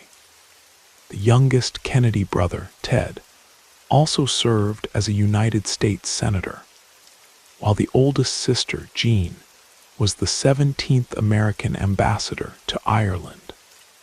However, another sister, Rosemary Kennedy, had her story kept secret by the family for many years. Rosemary Kennedy, better known as Rosemary, was born at her parents' home in Brookline, Massachusetts, on September 13, 1918. Her name was a tribute to her mother, Rose Fitzgerald, and her birth was complicated, aggravated by the lack of doctors during the Spanish flu outbreak.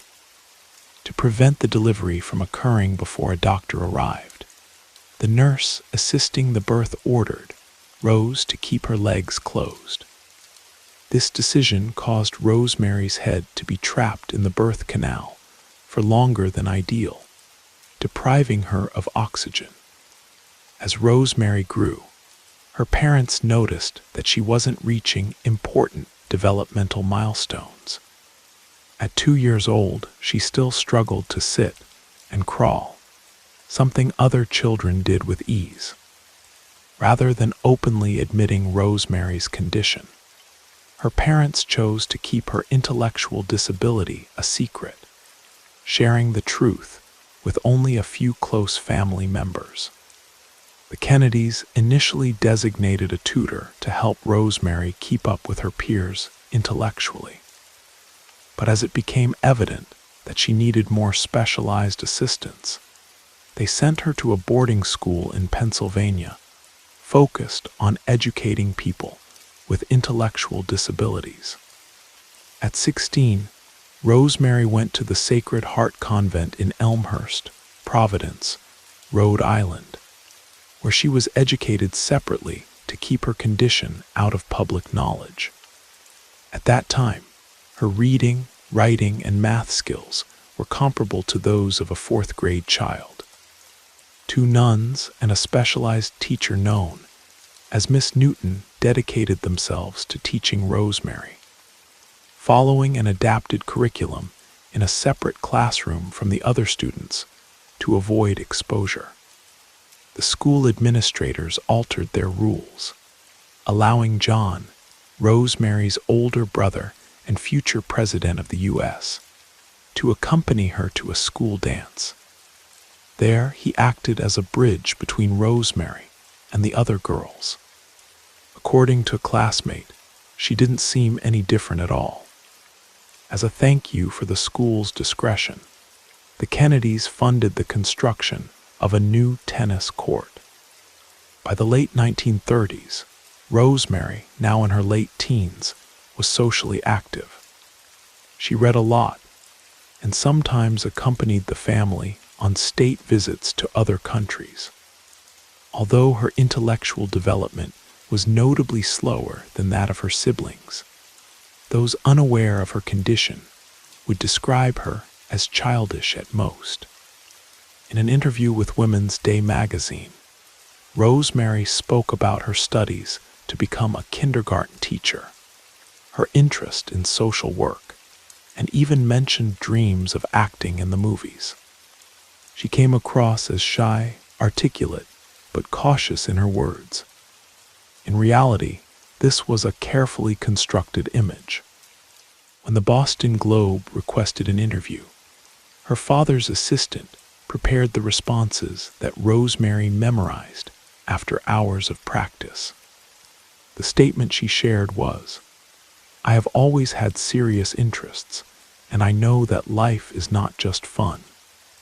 I've been studying the famous psychological method of Dr. Maria Montessori, and I graduated in teaching last year." Around this time, Rosemary traveled to the United Kingdom, where she met King George VI at Buckingham Palace during an official ceremony. She had practiced the curtsy for hours, but at the moment of the event, she stumbled and fell in front of hundreds of spectators. Demonstrating traditional British elegance, the crowd ignored the small incident, except for a royal aide who supported her. When she presented herself to the king, he received her with a warm smile and the most cordial welcome to his court. Rosemary's mother never mentioned the incident, treating the occasion as a success. After all, the young woman had overcome both her condition and her anxiety, and she had met the King of England. Unfortunately, this moment marked a peak in her life, because upon returning to the United States in early 1940, Rosemary, then 22 years old, began to be described as increasingly irritable and difficult. Near her 25th birthday, Rosemary began having outbursts of anger. She destroyed objects, attacked family members and friends, and some of these episodes ended in convulsions or epileptic seizures. After being expelled from a summer camp in Massachusetts, she was sent to a convent in Washington, D.C. There she began running away at night, and the nuns, suspecting involvement in inappropriate activities, warned Rose about diseases and pregnancy. Although it's not known for certain if Rosemary was seeking romance, it was clear that she yearned for freedom. This reckless behavior worried her parents, who feared it could tarnish the family's political image. In the fall of 1941, when Rosemary was just 23 years old, her parents turned to renowned American psychologists in search of a solution. They sought the most qualified medical professionals in the world, men who had dedicated their lives to the pursuit of excellence in medicine. At the time, the solution offered was considered the pinnacle of psychotherapeutic treatment. Although today, less than 100 years later, it is seen as a barbaric act, almost like a crime against humanity. Rosemary Kennedy was subjected to a lobotomy. The lobotomy, developed between the 1930s and 40s, was a surgical procedure that involved cutting the connections between the frontal lobe of the brain and the thalamus. It was used to treat mental illnesses that didn't respond to other treatments. The technique gained popularity especially because the alternatives like straitjackets, padded cells, and physical violence were considered even more inhumane. The procedure involved drilling into the skull and inserting an instrument into the brain, with the goal of scrambling the parts responsible for personality. Although this surgery left many patients calmer, it also brought drastic changes in personality. Many became apathetic, with a frightening loss of social skills, behaving in a manner far from normal. And of course, the lobotomy carried serious side effects, and in some cases was fatal. With the introduction of medications like thorazine, the practice was drastically reduced. Incredibly, the lobotomy is still legal in the United States. This was the procedure to which Rosemary was subjected. Even in that era, many people outside the medical circle viewed the lobotomy as a dystopian solution to a complex and deeply painful problem. Joe Kennedy SR, knowing that his wife would never agree, authorized the procedure in secret, only informing Rose after its completion. Rosemary's lobotomy occurred in November 1941. Dr. James W. Watts of the George Washington University School of Medicine conducted the procedure with the assistance of Dr. Walter Freeman, according to the notes of an observer. After sedating the skull, we made only a small incision of about 1 inch, and then introduced an instrument. The instrument used by Dr. Watts looked like a butter knife. He moved it up and down, cutting brain tissue. While Dr. Watts was making the cuts, Dr. Freeman asked Rosemary to recite the Lord's Prayer, sing God Bless America, or count backward. They adjusted the depth of the cuts based on Rosemary's responses. They only stopped when she became incoherent, signaling they had finished scrambling her brain. Later, Dr. Watts stated that in his view, Rosemary wasn't dealing with learning difficulties, but rather with a deep depression that limited her educational development. All patients lobotomized by Freeman had been diagnosed with some type of mental disorder. After reviewing the case, other medical professionals agreed that Rosemary suffered from undiagnosed depression, not advanced learning difficulties. Bertram S. Brown, a former Kennedy assistant and director of the National Institute of Mental Health during the JFK administration, suggested that the desire to classify Rosemary as mentally deficient rather than mentally ill aimed to protect JFK's political reputation. He added that the family's resistance to accepting mental illness reflected a continuous denial of what was really happening. By subjecting Rosemary to a lobotomy, her parents transformed her condition into something impossible to hide. It quickly became clear that the procedure had severely damaged her mental capacity. Her intellect and social skills regressed to those of a 2-year-old child. She lost the ability to walk, talk, and suffered from severe incontinence. After the procedure, Rosemary was admitted to Craig House, a private psychiatric hospital north of New York. She was later transferred to Jefferson, Wisconsin, where she spent the rest of her life at the St. Coletta School for Exceptional Children. Boston Archbishop Richard Cushing recommended St. Coletta, explaining that the institution offered excellent infrastructure for about 300 vulnerable adults. To ensure Rosemary's accommodations, Joe S.R. traveled to the school, but dissatisfied with the conditions, decided to build a private house for her, a mile from the main campus, near the Alverno House, which cared for adults who needed lifelong assistance. The nuns nicknamed the place Kennedy Cottage, in honor of the only permanent resident. At Kennedy Cottage, Rosemary was cared for by two nuns, Sister Margaret Ann and Sister Leona, who offered continuous care. A ceramics teacher visited the cottage 3 times a week, trying to teach Rosemary to model pieces. Additionally, Rosemary had access to a car with a driver and a companion dog to ensure she was never completely alone. Although Rosemary's parents had ensured she was well cared for and didn't lack anything material, this care came at a cost, almost a complete break with family affairs. It took 20 years until her mother visited her at Kennedy Cottage, and her father never visited her. Author Kate Clifford Larson stated that Rosemary's parents hid her real condition from the rest of the family for more than 20 years, and none of her siblings knew her exact whereabouts.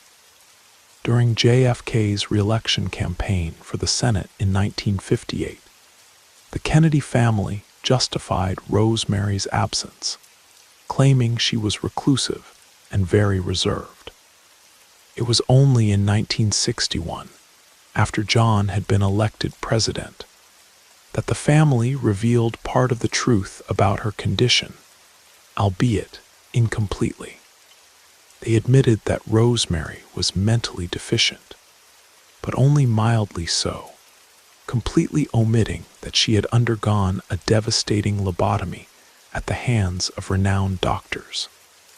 Ironically, shortly after this partial revelation, Joe Kennedy, S.R., suffered a catastrophic stroke that left him unable to speak and walk. Unlike Rosemary, his location was widely known by the family, who visited him frequently in his time of need. After Joe S.R.'s death in 1969, and without his influence over the family, the Kennedys began to reintegrate Rosemary into their lives. She was taken to visit relatives in Florida, in Washington, D.C., and even returned to one of her old homes in Cape Cod. The care and family attention proved to be the best medicine for Rosemary. During this period, she went from being completely unable to move on her own to being able to walk again, albeit with a noticeable limp. She never regained speech, and one of her arms remained paralyzed, but her quality of life in later years was much better than before. Knowledge about Rosemary Kennedy's lobotomy only became fully public in 1987 in the book The Fitzgeralds and the Kennedys. The historian revealed details of several frank conversations she had with the Kennedy family, including a complete account of the procedure performed on Rosemary. The public was shocked by the discovery, and the fact that this secret had been kept for more than 45 years surprised even the most cynical political insiders. By the late 80s, lobotomy was already widely viewed as an inhumane and unnecessary treatment, medical negligence, and pseudoscience. Therefore, learning that an American royalty figure had been subjected to such a procedure, and in such a calculated manner, was a profound shock to Americans. Finally, on January 7th, 2005, Rosemary died of natural causes at Fort Atkinson Memorial Hospital in Wisconsin at the age of 86. Her sisters Jean, Eunice, and Patricia, along with her younger brother Ted, were by her side at the time of her death. She was buried beside her parents at Hollywood Cemetery in Brookline, Massachusetts, excluded in life, but united in death. Many attribute her story to the inspiration that led Eunice Kennedy Shriver to found the Special Olympics, symbolizing that, although Rosemary's life was marked by loneliness and isolation, her legacy was one of inclusion and unity for the most vulnerable members of society.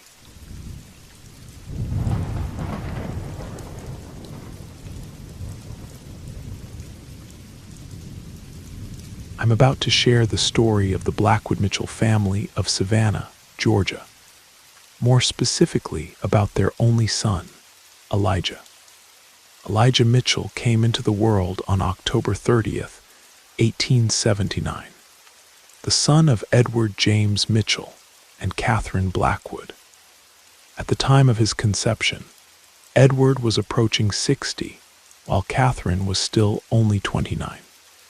The marriage between them was somewhat complicated and not very emotionally fulfilling, amounting to an arrangement of convenience.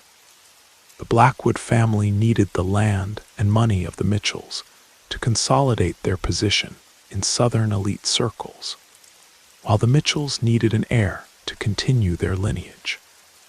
Catherine had given birth to 3 daughters before, which left the Mitchell family disappointed since the desire for a male heir was strong. For a long time, it seemed Catherine wouldn't be able to meet this expectation. Edward was aging, and to be honest, no longer had the same capabilities as before to father children. So you can imagine everyone's surprise when, in January of 1879, Catherine announced her pregnancy. The news was cause for celebration, but uncertainty still lingered about the baby's sex, because as harsh as it was, another daughter would be a disappointment. In that era, there were no technologies to know the baby's sex before birth, like ultrasounds or gender reveal parties. Everyone had to wait patiently for 9 months to discover whether it would be a boy or a girl. To the great relief of all, a boy was born who was named Elijah. Unlike his older sisters, who resembled the women of the Mitchell family, little Elijah took after his mother. The Blackwoods were known for their coal-black hair and deep brown eyes, which fueled rumors that one of their ancestors had been a mulatto slave from the Caribbean. The Mitchells, on the other hand, were all blonde with blue eyes, and if it weren't for the singular circumstances of Elijah's birth, perhaps there would have been more questions directed at his young mother. Still, Elijah's arrival was received as a true blessing. But as time passed and the boy grew, many began to see him more as a burden than a gift. Elijah was a child full of energy and curiosity, walking alone before the age of 2. Although this showed that his physical development was in full swing, it was his mental development that truly shocked his relatives and caretakers. At just 2.5 years old, Elijah was already solving complex puzzles, understanding concepts that other children his age couldn't even begin to comprehend, and possessed an advanced vocabulary. To complement all this, his sisters, much older, were already between adolescence and early 20s, which meant that Elijah spent much of his time without company of the same age group. His mother, wanting to ensure he socialized properly, arranged meetings with other children of similar age. It was then that concerning behaviors emerged. In one of these meetings, a boy with whom Elijah was playing fell and hit his face on the wooden floor, beginning to bleed from his mouth and nose. Instead of showing empathy or helping the boy, Elijah merely laughed and continued playing with the tin train his father had given him. The dazed and bloodied boy could barely react until one of Elijah's caretakers noticed the situation and ran to help him. The incident became one of the main topics of discussion in the Mitchell household, both among the employees and between Elijah's parents. Edward, who was already 63 by that point, insisted, "It's just boy stuff. With time and proper guidance, he'll mature emotionally like everyone else." However, to the family's frustration, Elijah's disturbing behavior only worsened. The Mitchell property, one of the largest and most notable mansions in the Old South, suffered from a major rat problem. Despite keeping about half a dozen cats of different breeds, all efficient hunters, this still wasn't enough to control the infestation. One of the employees suggested, "What if we used poisoned cheese to solve the problem quickly and silently?" But the caretaker quickly pointed out that the smell of dozens of rats decomposing in the walls during the summer would be unbearable. So the Mitchells opted to spread rat traps throughout the house and grounds. Elijah, who was only 6 years old during what became known as the rat trap debacle, was already an extremely intelligent child. He frequently surprised strangers and acquaintances with his wit and intuition. But his reckless, spontaneous, and sometimes cruel nature made him a difficult figure to deal with. When the rat traps were installed, Catherine Blackwood Mitchell was concerned about the impact that the sight of the rodents' bodies might have on Elijah, as well as fearing the reaction of the house's numerous guests. She charged the caretaker with ensuring that all traps were emptied and cleaned early in the morning before Elijah could see them. "If you fail in this task, there will be consequences," she warned. As expected, the caretaker fulfilled the task, not wanting to face the matriarch's fury. However, the rats proved smarter than he had imagined. In the first mornings, he would wake up, get dressed, and go downstairs to check the traps, but always found them empty. The bait remained untouched, but over time, some of it began to mysteriously disappear. After fetching more bait from the pantry, he returned to find that almost all the rat traps had been triggered. Confused, he asked the other employees, "Is someone emptying the traps before I arrive?" But everyone denied it. He kept wondering what could be happening until he decided to ask Mrs. Mitchell to check Elijah's room. And there, inside a closet, they found a dozen dead rats and a scalpel. Elijah had been dissecting the rodents. The discovery horrified everyone. Elijah's behavior had reached an even more disturbing level.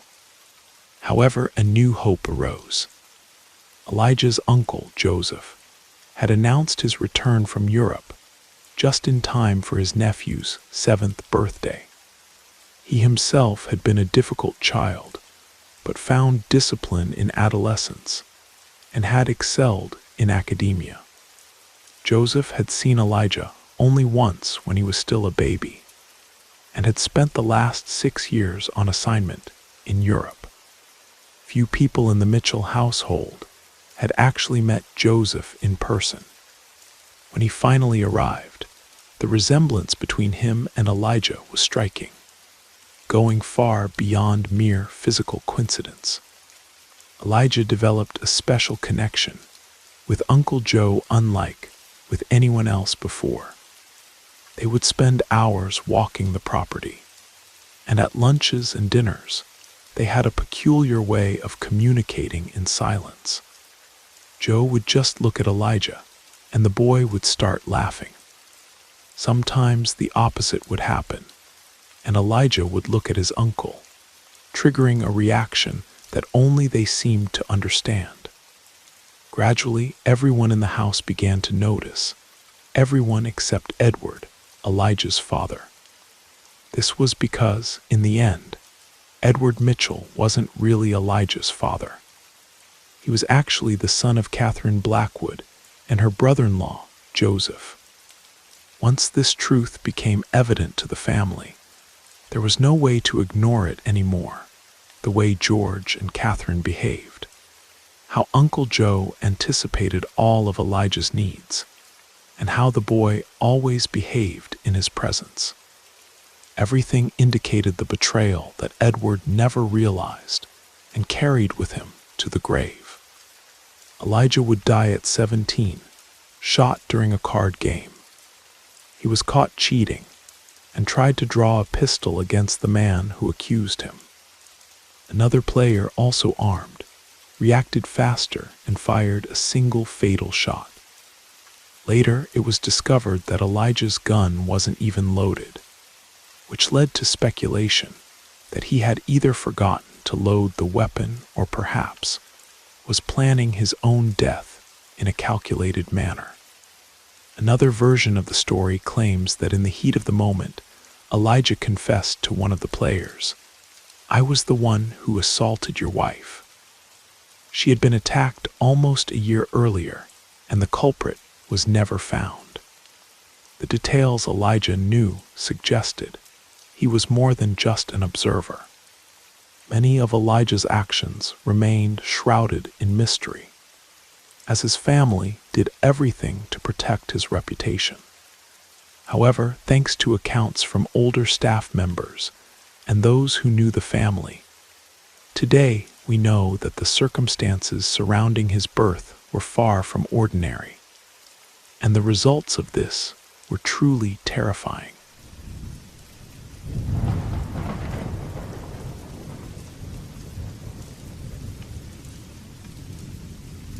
My name is Charles Grayson, and I work as a forensic pathologist at a respected hospital in Portland, Oregon. I prefer not to mention the exact facility to avoid any complications. My intention here is to share my experiences with complete honesty and detail. My story begins in the winter of 2011, when I was 33 years old. At that time, there were only a few of us responsible for conducting autopsies on bodies that arrived daily. Anyone who specializes in thanatopraxy knows that in the beginning, it's not a simple task. I distinctly remember the times I wept upon seeing children's bodies on the cold autopsy table. Even more impactful was dealing with accident victims when their bodies arrived practically disfigured, reduced to an amorphous mixture of flesh and bone. Even in these cases, our job was to ensure that families could recognize their loved ones and provide a dignified funeral. Over time, we develop a certain resilience. The emotions remain present, but our character strengthens because that's what we've been trained for. However, there are occasions when the cases we face surpass the knowledge we've acquired. No matter how many books we've read, sometimes we encounter situations that can only be understood by considering other types of knowledge. The account I'm sharing today is about one such case. In it, I was forced to accept that there exists another type of knowledge that, although often shrouded in myths and legends, is nonetheless real. And that's why I now consider myself someone with a more open mind to beliefs beyond science. That night, the body of a man who had been murdered during a family gathering was brought to the hospital. From all indications, an alcohol-fueled argument led one of those present to plunge a knife directly into his heart. The victim agonized until he died while being transported to the hospital. It was past midnight when I began my shift, completely alone. The morgue area was at the back of the hospital, and in that room, it was just me and the cadaver. I was somewhat shocked to notice that the man was covered in scars, suggesting he enjoyed getting into fights. His fingers were broken and swollen, probably because he had managed to hit his opponent. There was dried blood on his nose, and I observed the same fluid on his broken teeth, which were almost completely rotten. The breath was so unpleasant that even the smell of alcohol couldn't disguise it. His eyelids were open, and his dilated pupils seemed lost in the darkness of his eyes. His face was frighteningly expressionless. Judging by the sunburned and darkened skin, it was clear he was a man who worked outdoors, possibly in the forests of the Pacific Northwest. When I began to make the incision in his skin, I had the impression that his hands moved slightly. I attributed this to a normal reaction of a body after death. But what happened next was even more unusual and difficult to explain. I heard a faint murmur coming from the cadaver. Instinctively, I looked at his face, and to my surprise, I saw his lips moving. I stood motionless until the phenomenon simply ceased. I couldn't understand what was happening. Clinically, he was already dead. I myself had verified the absence of vital signs, and moreover, I had already opened his body from navel to throat. After a few minutes, I resumed my work, although I was already quite uneasy, especially when I noticed, astonished, the state of the man's organs. They were darkened, completely different from the color expected in a normal autopsy. I was certain this wasn't caused by any disease. What really disturbed me was what I found in his stomach. Pieces of bones that I carefully examined. These bones had marks that seemed to have been crushed by the teeth of a creature, not a human being. I removed my hands from the body. The strange murmur repeated. Looking again at the cadaver's face, I felt my world collapse. That dead man was staring at me with his somber, infernal eyes. Then he began to rise. Terrified by the vision, I took several steps back, almost tripping from fear. I tried to scream, but my voice wouldn't come out. My mouth went dry, and my tongue seemed glued to the roof of my mouth. The man, now sitting on the table, observed his viscera beginning to spill out from the cut I had made minutes before. He turned to me and let out a frightening scream, like something from beyond. Slowly, he got up from the table and began to crawl in my direction, growling like a wild animal full of fury. My body froze, and I ended up falling backward. Even trying to get up, I couldn't move a muscle. Meanwhile, he continued crawling, spreading his viscera and organs across the floor. Gradually, his movements became slower until the growling ceased, and he stopped moving. He lay stretched out on the floor with his hands in front and chin resting. His eyes turned completely white. Soon after, as if by an involuntary reflex, he assumed a fetal position. And suddenly, his appearance began to change. The cadaver's skin darkened even more, and I could clearly see how it wrinkled and dried, like a fruit in decomposition. Black hair began to emerge on his body, but as it grew, it fell out like the fur of an old dog losing its coat. His nails went through the same process. They turned black and elongated until they detached. His eyelids shrank, closing his eyes inside their sockets. His mouth was gradually closing as well, while spurts of a yellowish liquid dripped down, staining the canine teeth that he didn't have before. It seemed that this being's body was accelerating the process of putrefaction as it transformed into a creature, as if death was in a hurry to consume it again and throw it into the depths of the abyss. This process continued until the cadaver transformed into a mummified beast. Even the human remains that were outside of it reduced to rotten, foul-smelling organic pieces. Where there was blood before, only a black, sticky, and repugnant stain remained. I couldn't believe what I was seeing. The shock consumed me, and my entire body trembled uncontrollably until I suddenly lost consciousness. When I woke up the next day, I learned that I had suffered a heart attack that nearly killed me. At that moment, I couldn't really remember what had happened. It took days to recover the memories of each detail. Curiously, they never found the body of that creature, or at least that's what my colleagues told me. The man's name had also disappeared from the list. It was as if he had never entered the morgue and had been on that table with me that night. I myself examined the place and didn't find even a single stain. Months after that episode, unable to sleep properly anymore, I decided to seek out a well-known healer in my community. Talking to him brought me the peace I had needed for a long time, confirming that what I experienced that night could indeed have been real.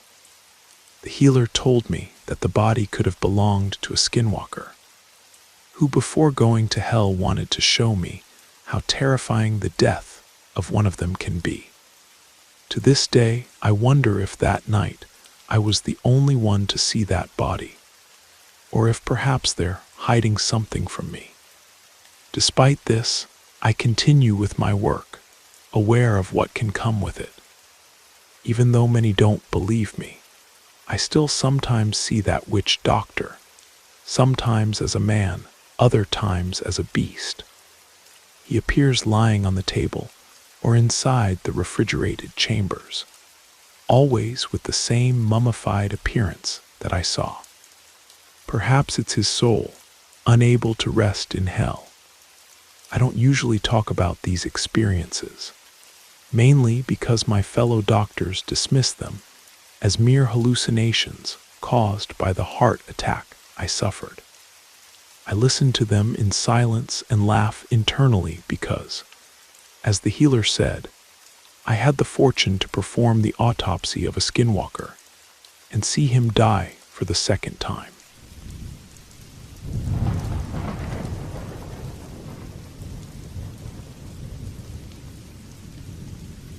Among all the careers someone can choose, I believe this is one that demands the most mental fortitude, not only because one needs to be emotionally prepared to practice it, but also because on various occasions, things happen that, if you don't have the strength to deal with them, can push you to the limits of sanity. My name is George Reynolds. I'm 69 years old. I live in Boston, Massachusetts, and I'm a retired forensic pathologist.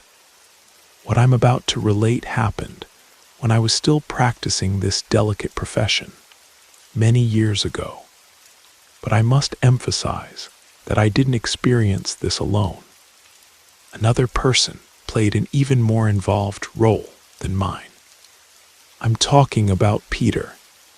This young man, who was just beginning his career, came from a small town in rural Vermont, where many aspire to leave rural life to become professionals, pursuing the dream of fulfilling their ambitions, and above all, ensuring a better financial future for their families. With an extroverted personality and always good-humored, Peter spent most of his time by my side while I performed autopsies. On a night in November of 2005, I had to work a double shift. It was an isolated situation, as unfortunately, many accidents were happening in the city, and the victims ended up on the metal table where I worked. That night, Peter arrived late, clearly shaken. He seemed nervous, and a slight tremor in his hands, damp with sweat, revealed the agitation he was carrying inside. He didn't want to give me many details. I accepted the flimsy excuse that he was nervous about the shift that was beginning, and let the matter drop there. At that moment, we had already received the other body. It was that of a poor elderly woman who arrived with most of her bones fractured after being hit by a car. The impact took her life immediately. I walked down the long corridor toward the morgue room alongside Peter, who continued in complete silence. His behavior remained the same as when he arrived that night, but I clearly noticed that he was uncomfortable. I tried to break the silence and asked if he knew the result of the Patriots game that had happened that afternoon. In truth, I never missed those games, but my goal was simply to distract him, to alleviate a bit the icy atmosphere we had there. When we entered the room, I asked him to prepare the necessary instruments for the autopsy while I turned on the old radio, a companion of so many early mornings, to try to alleviate the profound silence that always surrounded the immobile, empty of life bodies. I went to the body and removed the blue sheet that covered it. I called Peter to approach and see the deceased woman, intending to give him some word of encouragement. You know how we older folks like to do that. But his unexpected reaction left me perplexed. The sound of the metal tray hitting the floor echoed through the room. All the surgical instruments were scattered across the floor. The expression of horror stamped on his pale face, with wide eyes fixed on the body, caught me by surprise. That wasn't the attitude of someone who had already witnessed many similar scenes. Something was happening with Peter. He remained paralyzed for several seconds, his gaze locked on the face of the deceased woman. Almost immediately, a thin layer of sweat began to appear on his forehead. I asked him if he was okay, if he needed anything, or if he felt he could work that night. He avoided answering directly, quickly gathering the instruments from the floor while, with a trembling voice, he apologized for his inattention, promising that it wouldn't happen again. I insisted, suggesting that he step out for a bit to get some air and relieve whatever was bothering him. But he also refused this idea. So I exhorted him to resume his usual posture of responsibility, as he always did, so that we could begin that journey that had barely started. He apologized again. I picked up the sharp scalpel, positioned it on the cold, wrinkled skin of the body. And it was then that things began to happen. The deceased woman must have been around 60 years old. The femur of the left leg and the humerus of the right arm were exposed. 2 ribs were also exposed, and the skin around each bone revealed the bruised and red flesh with torn tendons and blood clots that reflected the brutality of how she had lost her life. Her face still exhibited the expression of terror that she felt before the impact, and what remained of her head was in a terrible state, mixed with strands of long white hair. It was my colleague who noticed first, or at least that's what I believe, because when I perceived his fixed gaze on the woman's face, I also noticed that her eyes seemed to have moved. Now they were directed straight at Peter. I gave a discreet laugh, and reminded him that involuntary movements are common in recently deceased bodies, that there was no reason for alarm. However, his expression remained incredulous, which made me look at her eyes again. And it was then that I saw her slightly open mouth, from which a dense and reddish saliva began to drip. Without taking my eyes off Peter, I ordered him to react, to grab a cloth and cover the mouth of the body, while I continued the incision. He hesitated, but when he finally passed his fingers to clean the area, the most impactful moment of that night occurred. Peter's scream of pain almost froze my soul. I swear I saw it with my own eyes. He recoiled, holding his right hand from which a finger was missing, the same finger that was now in the mouth of that body, whose face wore a macabre smile. Without hesitation, I took him directly to the infirmary so they could clean the wound and treat him. The poor guy wouldn't stop screaming, terrified, repeatedly asking if I had seen what the cadaver had done to him. I was completely paralyzed by what I had just witnessed. I had seen various post-mortem reactions, but never in my entire career had I witnessed a deceased person biting off someone's finger with their aged teeth. After sedating him so he could rest, the on-duty doctors were informed about what had happened. None of them wanted to even pass near the morgue, much less face the elderly woman. A nurse approached to inform me that the district attorney's office had called and was on the way, and that under no circumstances should I allow Peter to leave the hospital. They also tasked me with finalizing the autopsy on that sinister body. My years of experience were full of sacrifices, and it wouldn't be something like this that would throw me off balance. I entered the room and stopped in front of the metal table, but the body wasn't there. My legs began to weaken. I remember perfectly feeling my strength abandoning me. The cold of the hand that I felt land on my right shoulder spread throughout my entire body. As if in slow motion, I began to turn around, but I already knew who was there. I knew the instant I recognized the same odor that she was exuding minutes before. Behind me was that woman standing, observing me with such intense aversion that it nullified all my senses. She seemed to be trying to say something.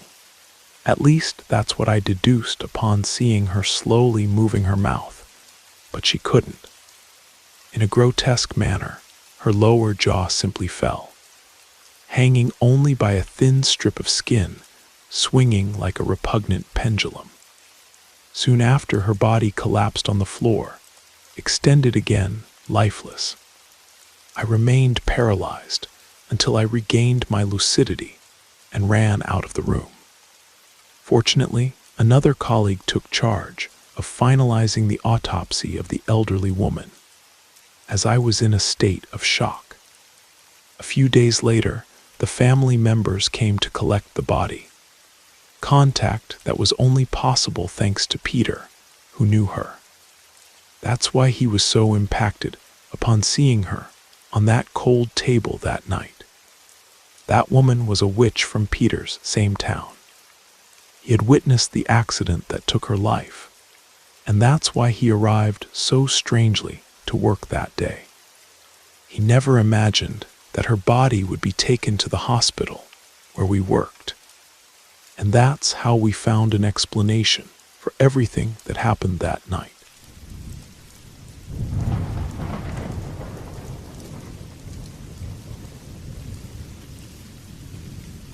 Good evening. My name is Edward, born in Charleston. Today I bring a story that I lived during the long hours I spent cutting bodies. Don't misunderstand me. I'm talking about a morgue.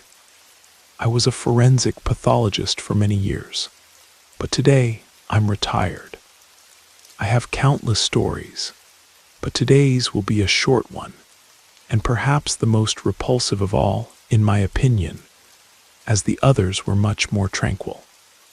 I was 39 years old at the time. The body was that of a woman who had been dead for 2 days. She was found in a room being devoured by dozens of rats.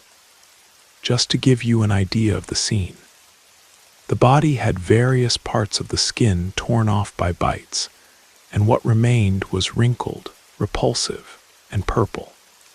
The wounds, already putrefied, were covered by a yellowish layer of pus that still dripped slowly like the lava from a volcano.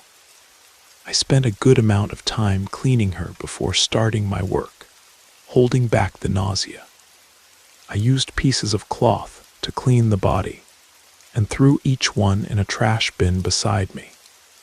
3 phalanges were exposed on the left hand, while rows of exposed ribs on one side contrasted with the human tissue that covered the rest, already reddened. I began to cut her with all possible care, because the flesh crumbled at the slightest touch. When the scalpel reached the chest, I was forced to stop, because the rigid and flattened breasts began to expel a purulent liquid, snaking as if it were alive. Feeling nauseated, I took a break, left the room, and stayed outside trying to breathe a bit of fresh air. A few seconds later, I saw a rat running down the corridor, and that left me disoriented. That hospital was one of the cleanest places I knew, so it was almost unbelievable that a rodent would be there. The most curious thing is that it came directly toward me. I was perplexed when it reached the door where I was and began trying to enter. Normally, animals like this avoid humans, but that rat seemed oblivious to my presence. Suddenly, I heard a set of squeaks coming from inside the room. I looked back at the rat, and at that moment, I understood what was happening. I quickly opened the door, and what I saw left me in shock. The woman's body was covered by hungry rats that were devouring her while emitting continuous sounds. In an act of desperation, I ran to one of the cloths and began to shoo away the rats by hitting them with the fabric. Some fell to the floor, and soon after, I saw them escape through a window that I swear wasn't open before. As soon as the last rat left, I closed the window. All of that seemed like madness. When I turned my attention back to the body, I prepared myself for what would be a devastating scene. But what I saw was something even darker, beyond what any mind could imagine. The woman was sitting on the metal table with her eyes open, fixed on me. Her face, almost unrecognizable due to decomposition, exhibited a toothless smile with dark and viscous gums. It seemed like she was smiling consciously, or at least that's what I felt. A grotesque vision of overwhelming impact, true art of abomination. It was a sordid spectacle. From the open belly of the woman, which I had previously cut with the scalpel, emerged a rat that could barely escape. However, she quickly captured it with her hands, as if she had a predator's instinct. As if the terror she was causing me wasn't enough, she began to squeeze the rat, trying to crush it to death. The force applied made her decomposing body release that repugnant pus again. Her eyes seemed about to jump out of their sockets. She stopped laughing, but continued to open her mouth more and more, until the jaw broke in such a way that the chin hung lifelessly over the throat. I left that room with the same dread that the rats felt when fleeing from me. I woke up in another room, having fainted. If it weren't for the support of my colleagues, I would probably have been admitted to a psychiatric hospital. However, it took 6 months until I was able to work with another body. To this day, I don't know who that woman was, if she was a witch or just someone insane. They say she lived alone and fed on rats, but I know well what I saw. Even today, I feel shivers when I think that the rodents were only there to collect what was owed to them.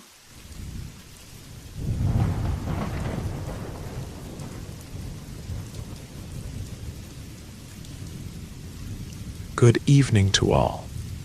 I would like to share a recent experience. I am a forensic pathologist. I work in the morgue of the city and also do night shifts in neighboring towns. It was during one of these shifts that what I'm about to relate happened. You've certainly heard many stories from these places, but I guarantee that this one will make your hair stand on end. The body of a 40-year-old man, covered in tattoos, arrived for us. I got goosebumps when I learned how he died. A settling of scores culminated in other men inflicting the worst of deaths on him. 3 precise stabs to the heart. It's worth noting that I was alone. The morgue is an isolated room, so to get there, I need to distance myself from the rest of the hospital. When beginning the autopsy, a faint sound nearby disturbed me. I paused for a moment to investigate, but there was nothing out of the ordinary. Even so, I resumed my work. The instant I opened the body, the lights went out, plunging the place into complete darkness. An icy shiver ran through my body when I realized that the rest of the hospital remained illuminated. I went to the circuit breakers and noticed that one of them was disabled. As soon as I switched it back on, the lights returned, but along with them, a loud thud made the door open, paralyzing me in place. As if in slow motion, I turned and saw before me something that no one would ever believe they would see in their entire life. Beside the table where the body was, there was a gigantic creature standing on its hind legs.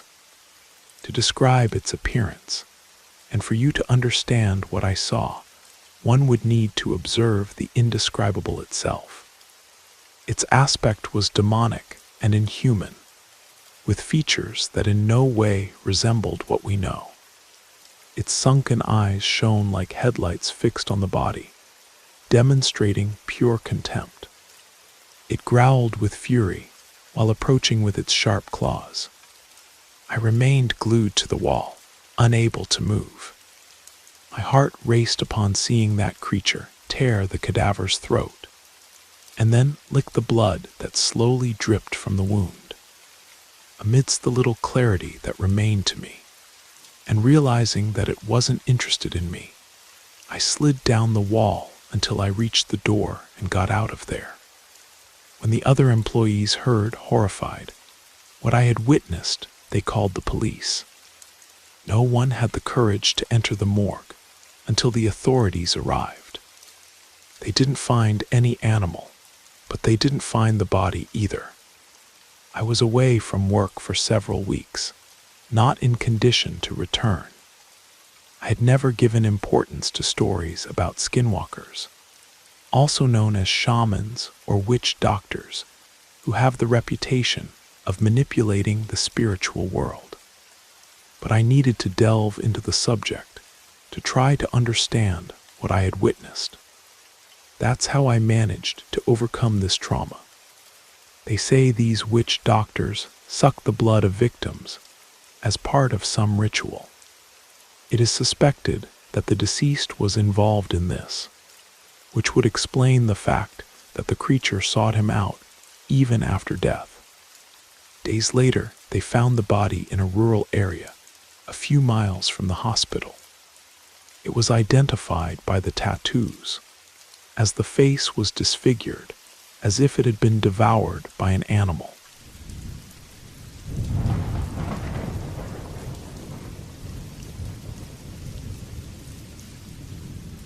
My story takes place in the year 2016. I am a doctor specializing in thanatopraxy, and I work at a hospital in a city in my beloved Wisconsin, without needing to cite the name of the place. From a young age, my grandparents transmitted their faith to me, and upon reaching adulthood, I faced the choice between pursuing the career I practice today or studying to be a priest.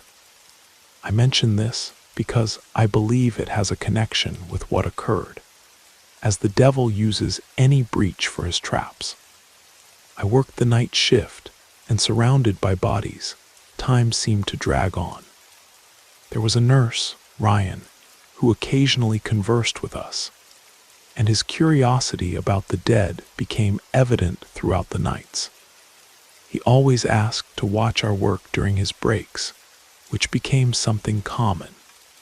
In my case, I allowed his presence because it made the work less repetitive. It was a Tuesday in July. That night, I received the body of a woman who had died just a few hours earlier. I was alone when I picked up the report and was surprised to see that she was a nun. My connection to religion was instantaneous. I never thought that one day I would handle the body of a religious woman. She was young, 25 years old, and I admit, with a certain embarrassment, she was very beautiful. I felt uncomfortable having to see her without her garments, but my professional duty needed to prevail at that moment. "Beautiful woman, isn't she?" I heard a voice behind me. It was Ryan, smiling and offering to accompany me once again that night. I agreed, saying yes, she was beautiful, but that he should be careful with his thoughts. After all, she was a nun. With the scalpel already in hand, I began to touch the body, seeking the right point to start the cut, when Ryan spoke again. His words, I confess, left me perplexed. He asked if her skin was soft, if it was good to touch her, and absurdly, if I felt any desire for her. I was astonished. I turned to face him. He maintained the smile on his face. He had never spoken that way about a body before, and joke or not, it deeply bothered me. I told him it would be better if he left, as that joke sounded sick. Then I turned my attention back to the body of the deceased. What happened next was completely unexpected. Without warning, I felt his hand grabbing my nape forcefully, while the other pushed my head toward the body's abdomen. That gesture left me paralyzed for a few seconds. He pressed me with a force that seemed impossible. I felt the cold of the nun's body against my face, and her smell began to suffocate me. I tried to push his hands away with mine. The shock was even greater when I touched his fingers. With effort, I managed to turn my head and finally breathe again. It was at that moment that I saw Ryan. His face was distorted, with a malign and diabolical expression. His eyes had turned red, full of hatred, and the smile that was normal before now seemed perverse. The hands I touched were clawed and incredibly hot, and from him emanated a horrible, unbearable smell. I endured just a few more seconds. The damned continued pressing me until I lost my senses. I regained consciousness lying on the floor, without strength, feeling nauseous and confused, not knowing if what I had experienced was real or just a hallucination. The nun's body was almost intact, but something had changed. Her intimate parts had been violated, and on her abdomen, an inverted cross had been carved with the scalpel. Trembling, I managed to crawl to the sector where my colleagues were. They were astonished to see me in that state, asking what had happened. I, however, could only ask about Ryan. It was then that I learned that night he wasn't at the hospital. His family confirmed that he had stayed at home. I'm certain that what I saw was a manifestation of evil itself. That experience had a reason, because months later, Ryan was accused and arrested. We discovered that he had been caught in the morgue, committing inappropriate acts with the bodies.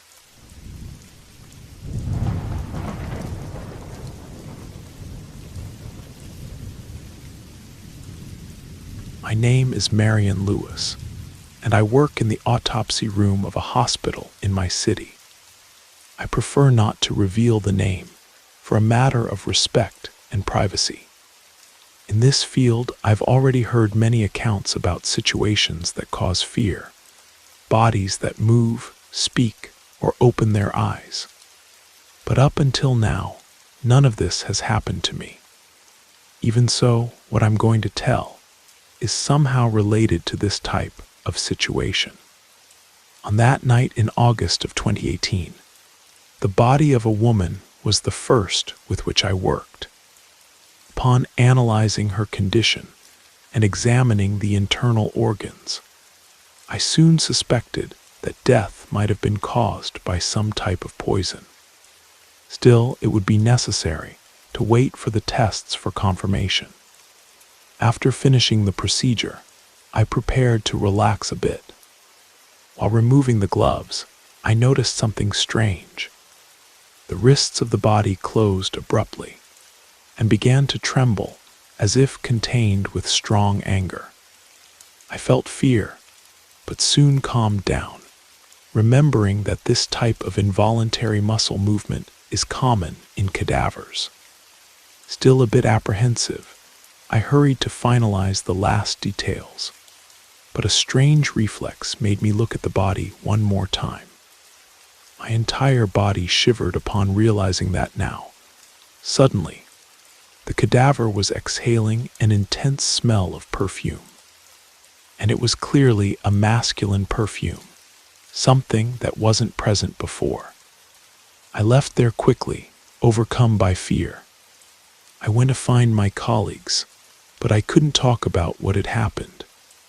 Still, the nervousness was evident. My hands were trembling, betraying the fright. But even with the questions about what had happened, I didn't tell anything to anyone. I continued working with another body that night, and then occupied myself with other matters. I was almost recovering from the experience when they informed me about a third body to be treated that night, that of a man who had died hours before, supposedly from a heart attack. When I approached the place where he was, I felt as if I myself were going to suffer a heart attack. The same masculine perfume filled the air, emanating from the body, and it was identical to what had suddenly emerged from the body of that woman. That night, I was witness to something extraordinary. The man was the husband of the woman with whom I had worked earlier. He was at home with family members, crying over the death of his wife while organizing the funeral. At a certain moment, he went to the bedroom, and the last words they heard from him before he fell to the floor with the heart attack were a shout saying that his wife had appeared to him. If her death was indeed caused by poisoning, as I suspected, the only suspect would be precisely the husband, now also deceased. Perhaps my story isn't so frightening, but it was a paranormal experience that I lived, and I hope it has awakened your curiosity.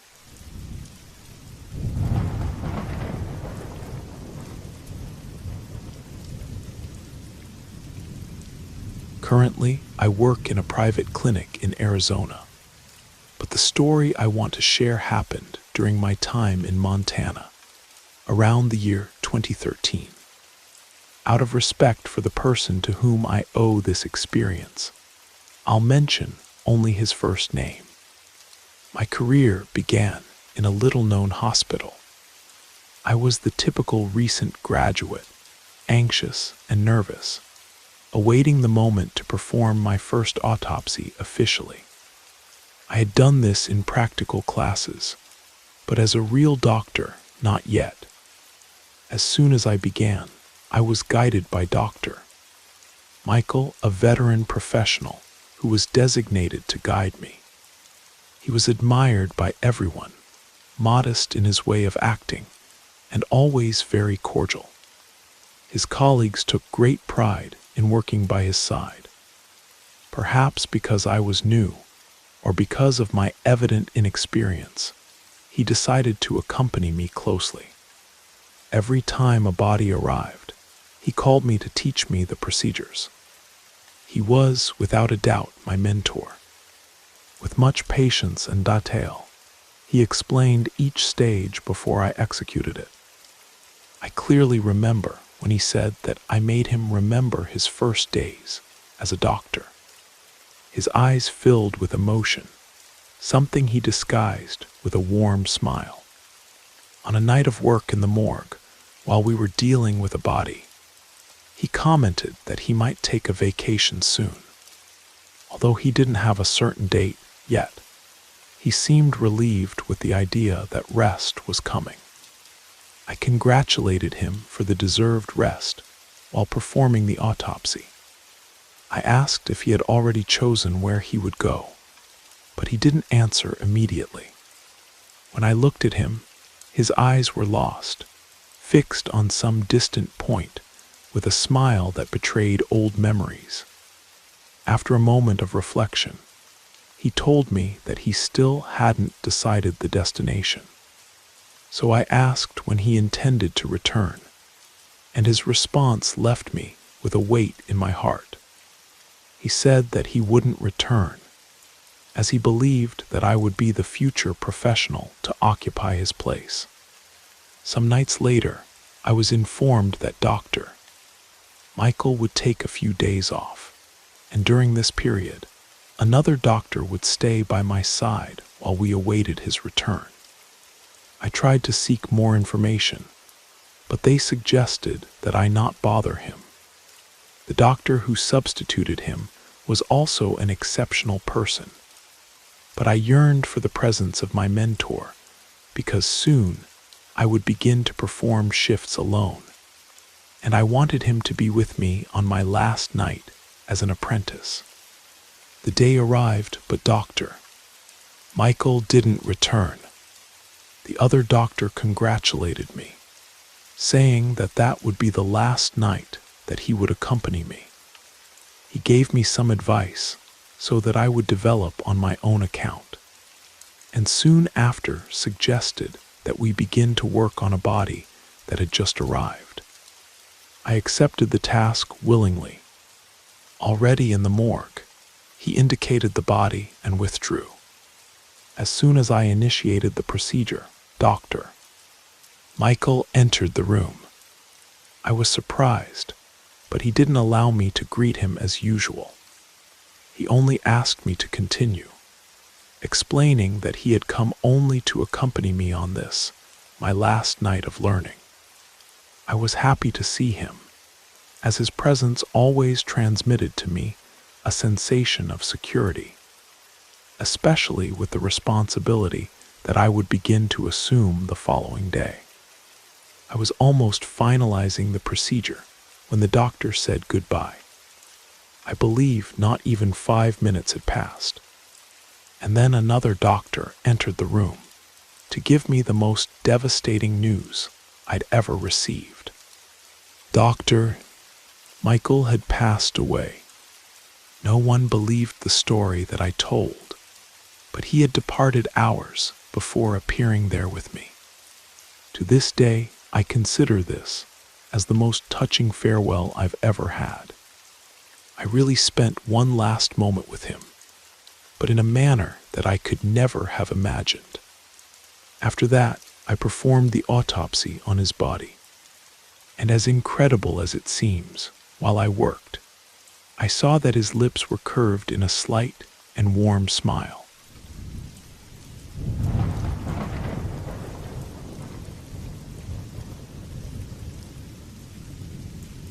My name is Laura Hernandez, and I lived this experience in Seattle, Washington. Today, I'm going to tell something that happened to me some time ago at my work. An uncommon profession that, for many, carries a somber mystery. I've been working for a few months as a thanatopractitioner, which involves performing a series of procedures on lifeless bodies. This includes everything from hygienization, conservation, embalming, to restoration, reconstruction, and aesthetic care, always with the objective of preparing the body for its final presentation. The place where I perform my work is in a hospital a few miles from my house, about 20 minutes by car. The thanatopraxy room has everything I need to act after the performance of the autopsy. I don't have a fixed schedule. I'm called whenever a person passes away, and I'm informed about which procedures will be necessary, generally according to the family's requests. This means that I can be called both during the day and at night. What I'm going to tell has profoundly marked me. It was a traumatic experience, and I know that I'll never forget it.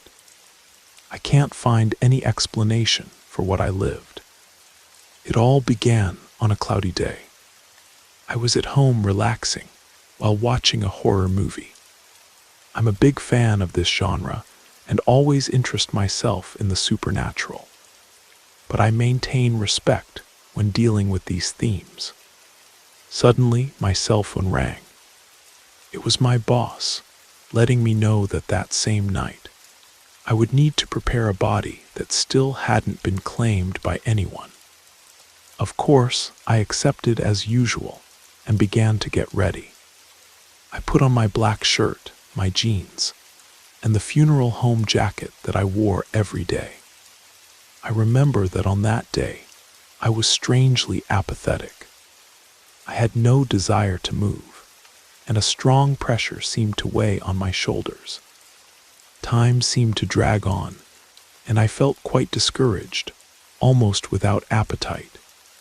My stomach hurt, and the last thing I wanted was to eat.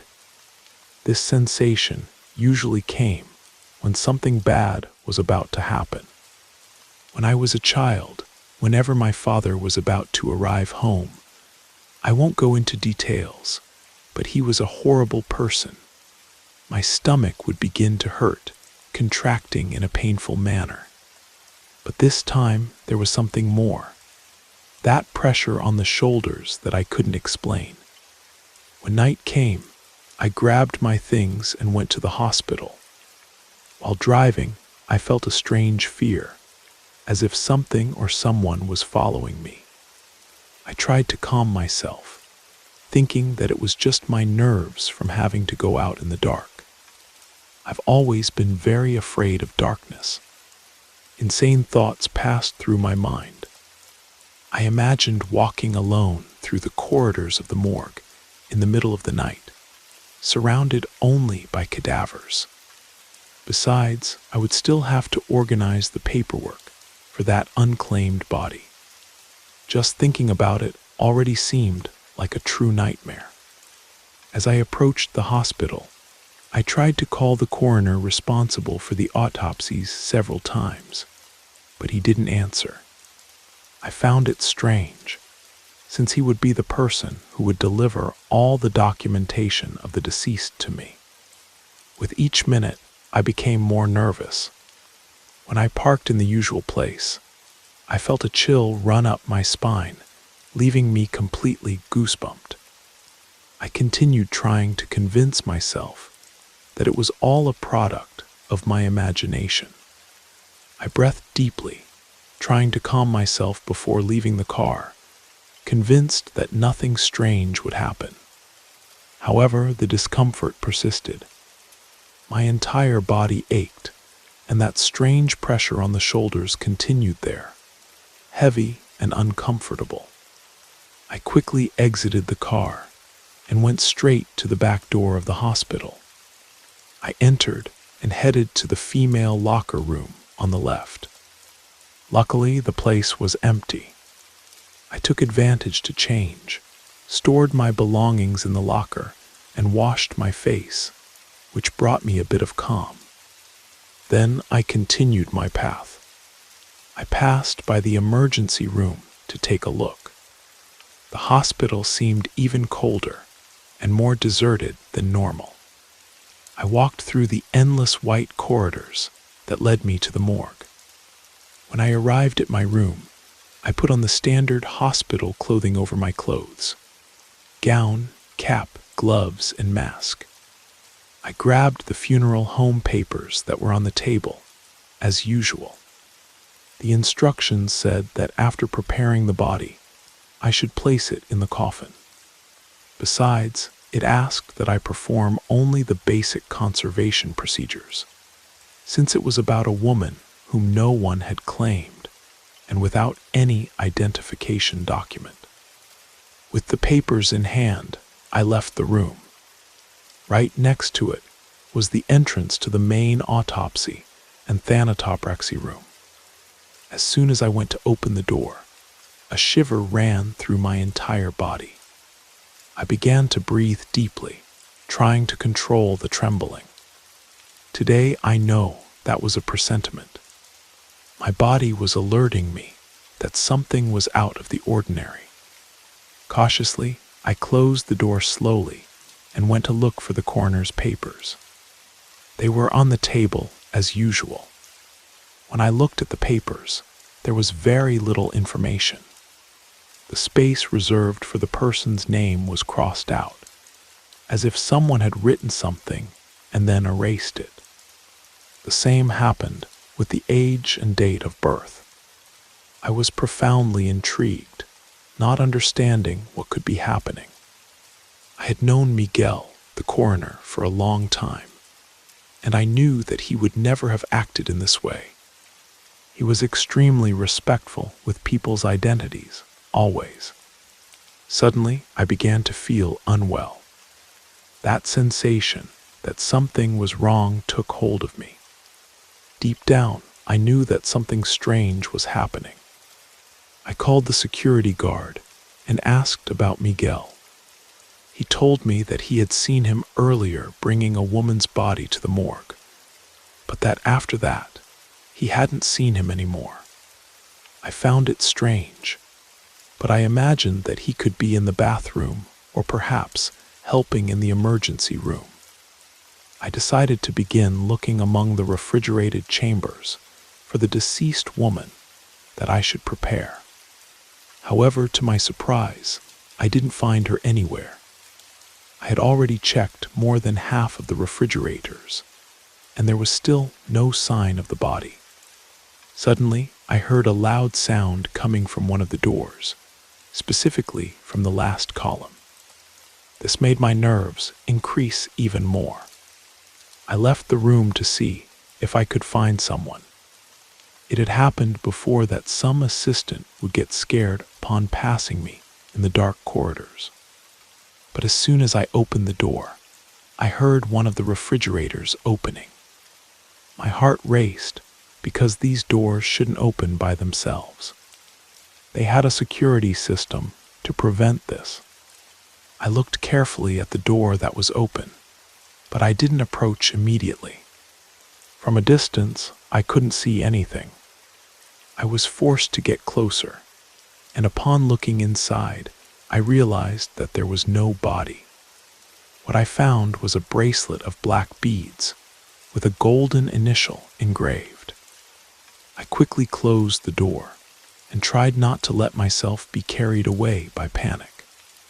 I put the bracelet in my pocket and continued the search for the woman that I should prepare for the wake.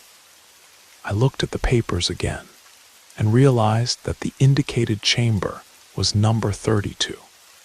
It was impossible. In that chamber, I had only found the bracelet, no body.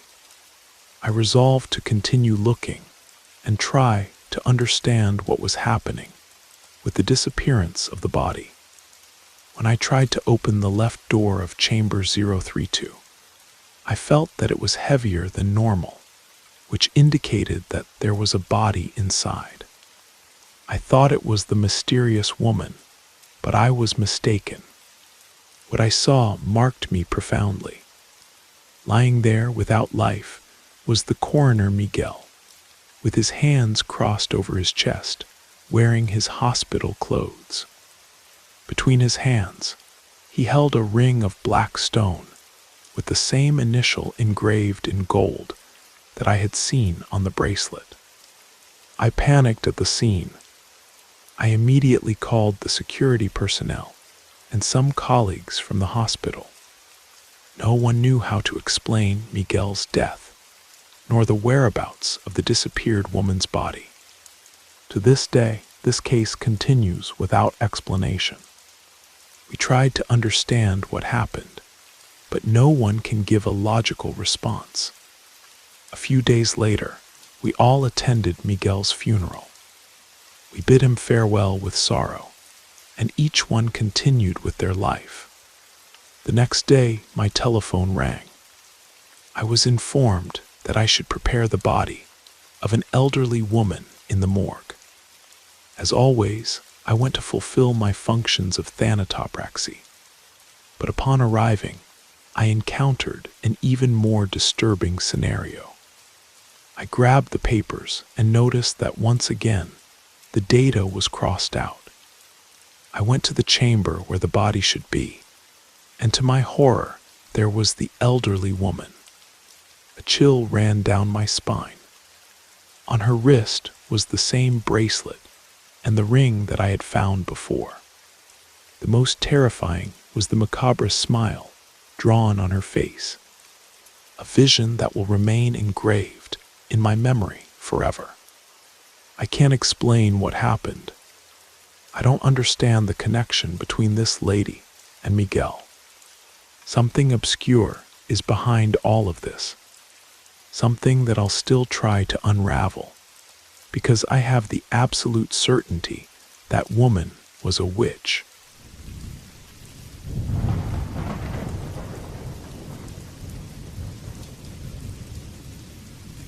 Between 2012 and 2017, I worked in the morgue of a clinic in the city where I was born.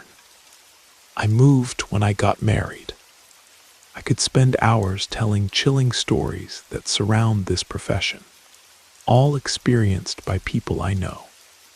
Some even happened at the local hospital. But in my case, I have one in particular to share. I experienced this one myself. No one related it to me. I touched the pure terror that is felt when going through something like this. Pay attention, this is not a joke. It happened to me one night, and who knows, tomorrow it could be you. That afternoon, upon passing through the central office, I was called by the secretary who, upon seeing me, indicated the telephone. She said it was an urgent call. I thought it was my boyfriend, but to my surprise, it was my boss, or rather, the owner of the entire clinic. But before continuing, let me give a brief introduction. Mr. Don Ferdinand was the proprietor of the establishment. He would occasionally appear there. Few people had the fortune to speak with him for more than a minute, as he wasn't one for much conversation. However, I not only had that fortune, but also became his favorite. After 6 months working there, everyone already treated me as if I were a daughter to Don Ferdinand. I was just beginning my career, and this, I imagine, caused certain discomfort in some, not to say envy. However, I didn't care. Being the right hand of a magnate was quite a sensation. Until that afternoon, he made a request that left me completely disconcerted. With a firm and direct voice, he informed that within an hour, the body of a child would be brought to the clinic. He asked that, please, I put it in one of the refrigerators of the morgue until someone came to pick it up later. Certainly, you must have thought of something illegal upon hearing this. Don't worry, that's exactly what passed through my head too. Receiving last-minute bodies was a common practice, but never before had we been instructed to store one until they came to pick it up. That was definitely out of the ordinary. However, it was the words he said next that made me freeze. He gave me a somber warning. This time the tone was petulant and rude. He ordered that no one should approach the morgue while the body was there, unless it was absolutely necessary. And preferably, I should be the only one to deal with this. The call ended with him informing me that the vehicle would arrive soon. I hung up the phone still, with a chill running down my back. My colleagues who were nearby looked at me anxiously, as if hoping that I would share what he had said. I partially complied with the order and responded, "They'll bring a child, but I should deal with this alone. I hope you understand me." I believe the shock on my face was obvious. No one believed that this was something common. Even so, no one dared to comment. But when the body arrived, everyone who could spied to see the guest of honor. We were left open-mouthed upon seeing a private pickup truck enter the place. The men exited the vehicle, opened the back door, and lowered a stretcher covered by a black sheet with the body under it. As usual, I contained myself, but upon seeing her crying in silence, I felt my heart break. It was, without a doubt, the mother. Her eyes were swollen from so much crying, and the long black dress she wore reflected her profound mourning. The same men helped me take the body to the morgue, while the woman remained motionless, shedding tears without stopping. Alone with the boy, I looked at him with more attention. He seemed to be about 5 years old. From the state he was in, I presumed that he had drowned. His skin was purplish and slightly swollen. The death was recent, and it was evident that he was a healthy child. I couldn't help but think about how life can be so cruel, taking such an innocent being while the chaos of the world continues because of others. Before placing the body in the refrigerator, I wanted to say a prayer. It was then that I heard that chilling lament. The crying was from a woman and seemed very close to the room. I thought it was the boy's mother, and concerned, I wanted to go out to help her. Upon opening the door, I encountered one of my colleagues standing almost motionless. The first thing he did was ask me if I had also heard it, referring to the crying. I responded yes, and explained about the boy's mother that I had seen in the parking lot. Certainly, she had entered the clinic, and we needed to console her. But my colleague held me to say something that was the beginning of the true horror. He mentioned that he had heard the crying inside the morgue, and it was for that reason he came. At that exact moment, the lament sounded so loud that I felt my insides freeze. It was then that I realized my colleague was right. But that was impossible, because there was no one else besides us there. Frightened, I tried to leave, but suddenly the crying echoed right behind my colleague, making him, terrified, run back inside. The doors closed forcefully, and my colleague's face began to lose color. While we desperately tried to leave there, the crying resounded again. This time it was so anguished and full of pain that it left us paralyzed. It was as if my soul was being ripped from my body. I don't know if someday I'll find the right words to describe what I felt during those minutes. Being trapped, there was already something difficult to bear. But what really tormented me were those terrifying laments that pierced my ears. They weren't just laments, they were screams. screams of a woman who suffered from an indescribable pain, as if her own life was being torn apart. It was like living an infernal nightmare. My colleague covered his ears, leaning against the wall. At a given moment, his eyes widened, fixed on a point. When I looked in the same direction, I saw the woman from the parking lot. I don't know if the first time she seemed different, or if I hadn't paid attention. Her face was bruised, like that of a cadaver. Her eyes were red, as if she had cried for hours without rest. Her hands were just skin and bone. The only thing that seemed alive in her was her long black dress, whose tips floated lightly above the floor, as if she were suspended in the air. She was a specter. There was no other way to describe her. For a brief moment, the lament ceased while she looked at the boy's body lying on the metal table. The woman approached and caressed his forehead. Then she raised her eyes to the ceiling and let out that deafening scream again, as if she were calling to heaven for the cruel tragedy that had befallen her son. An inexplicable cold ran through the entire place before the apparition disappeared before our very eyes. The door opened by itself. My colleague finally managed to move, and I felt as if I had returned to life. When everything finally ended, we left the room still trying to process what we had just experienced. I remember seeing my colleague looking around, bewildered, as if he still hadn't comprehended the reality of what had just happened.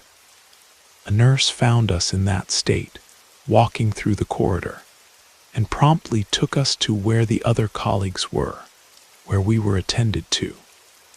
However, the most unbelievable of all is that no one, absolutely no one else heard the laments.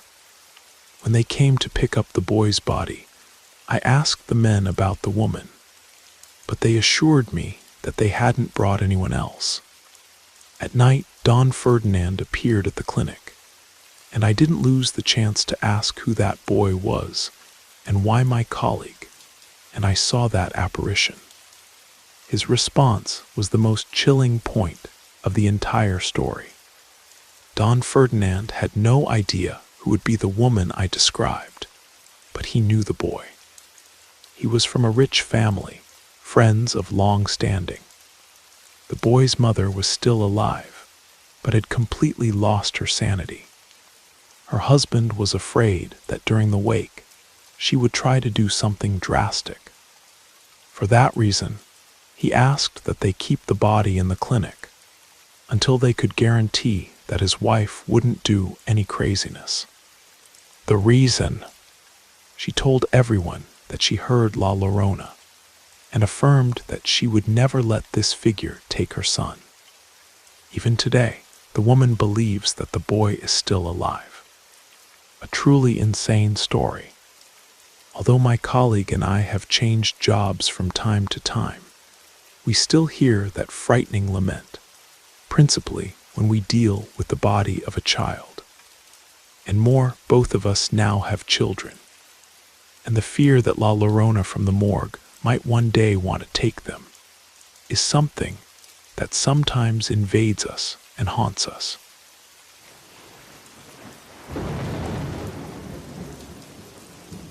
You made it to the end of the stories. That means it's the perfect time to subscribe so you don't miss future episodes.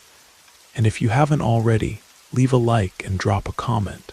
I'd love to hear your thoughts. Have a great time relaxing, and good night.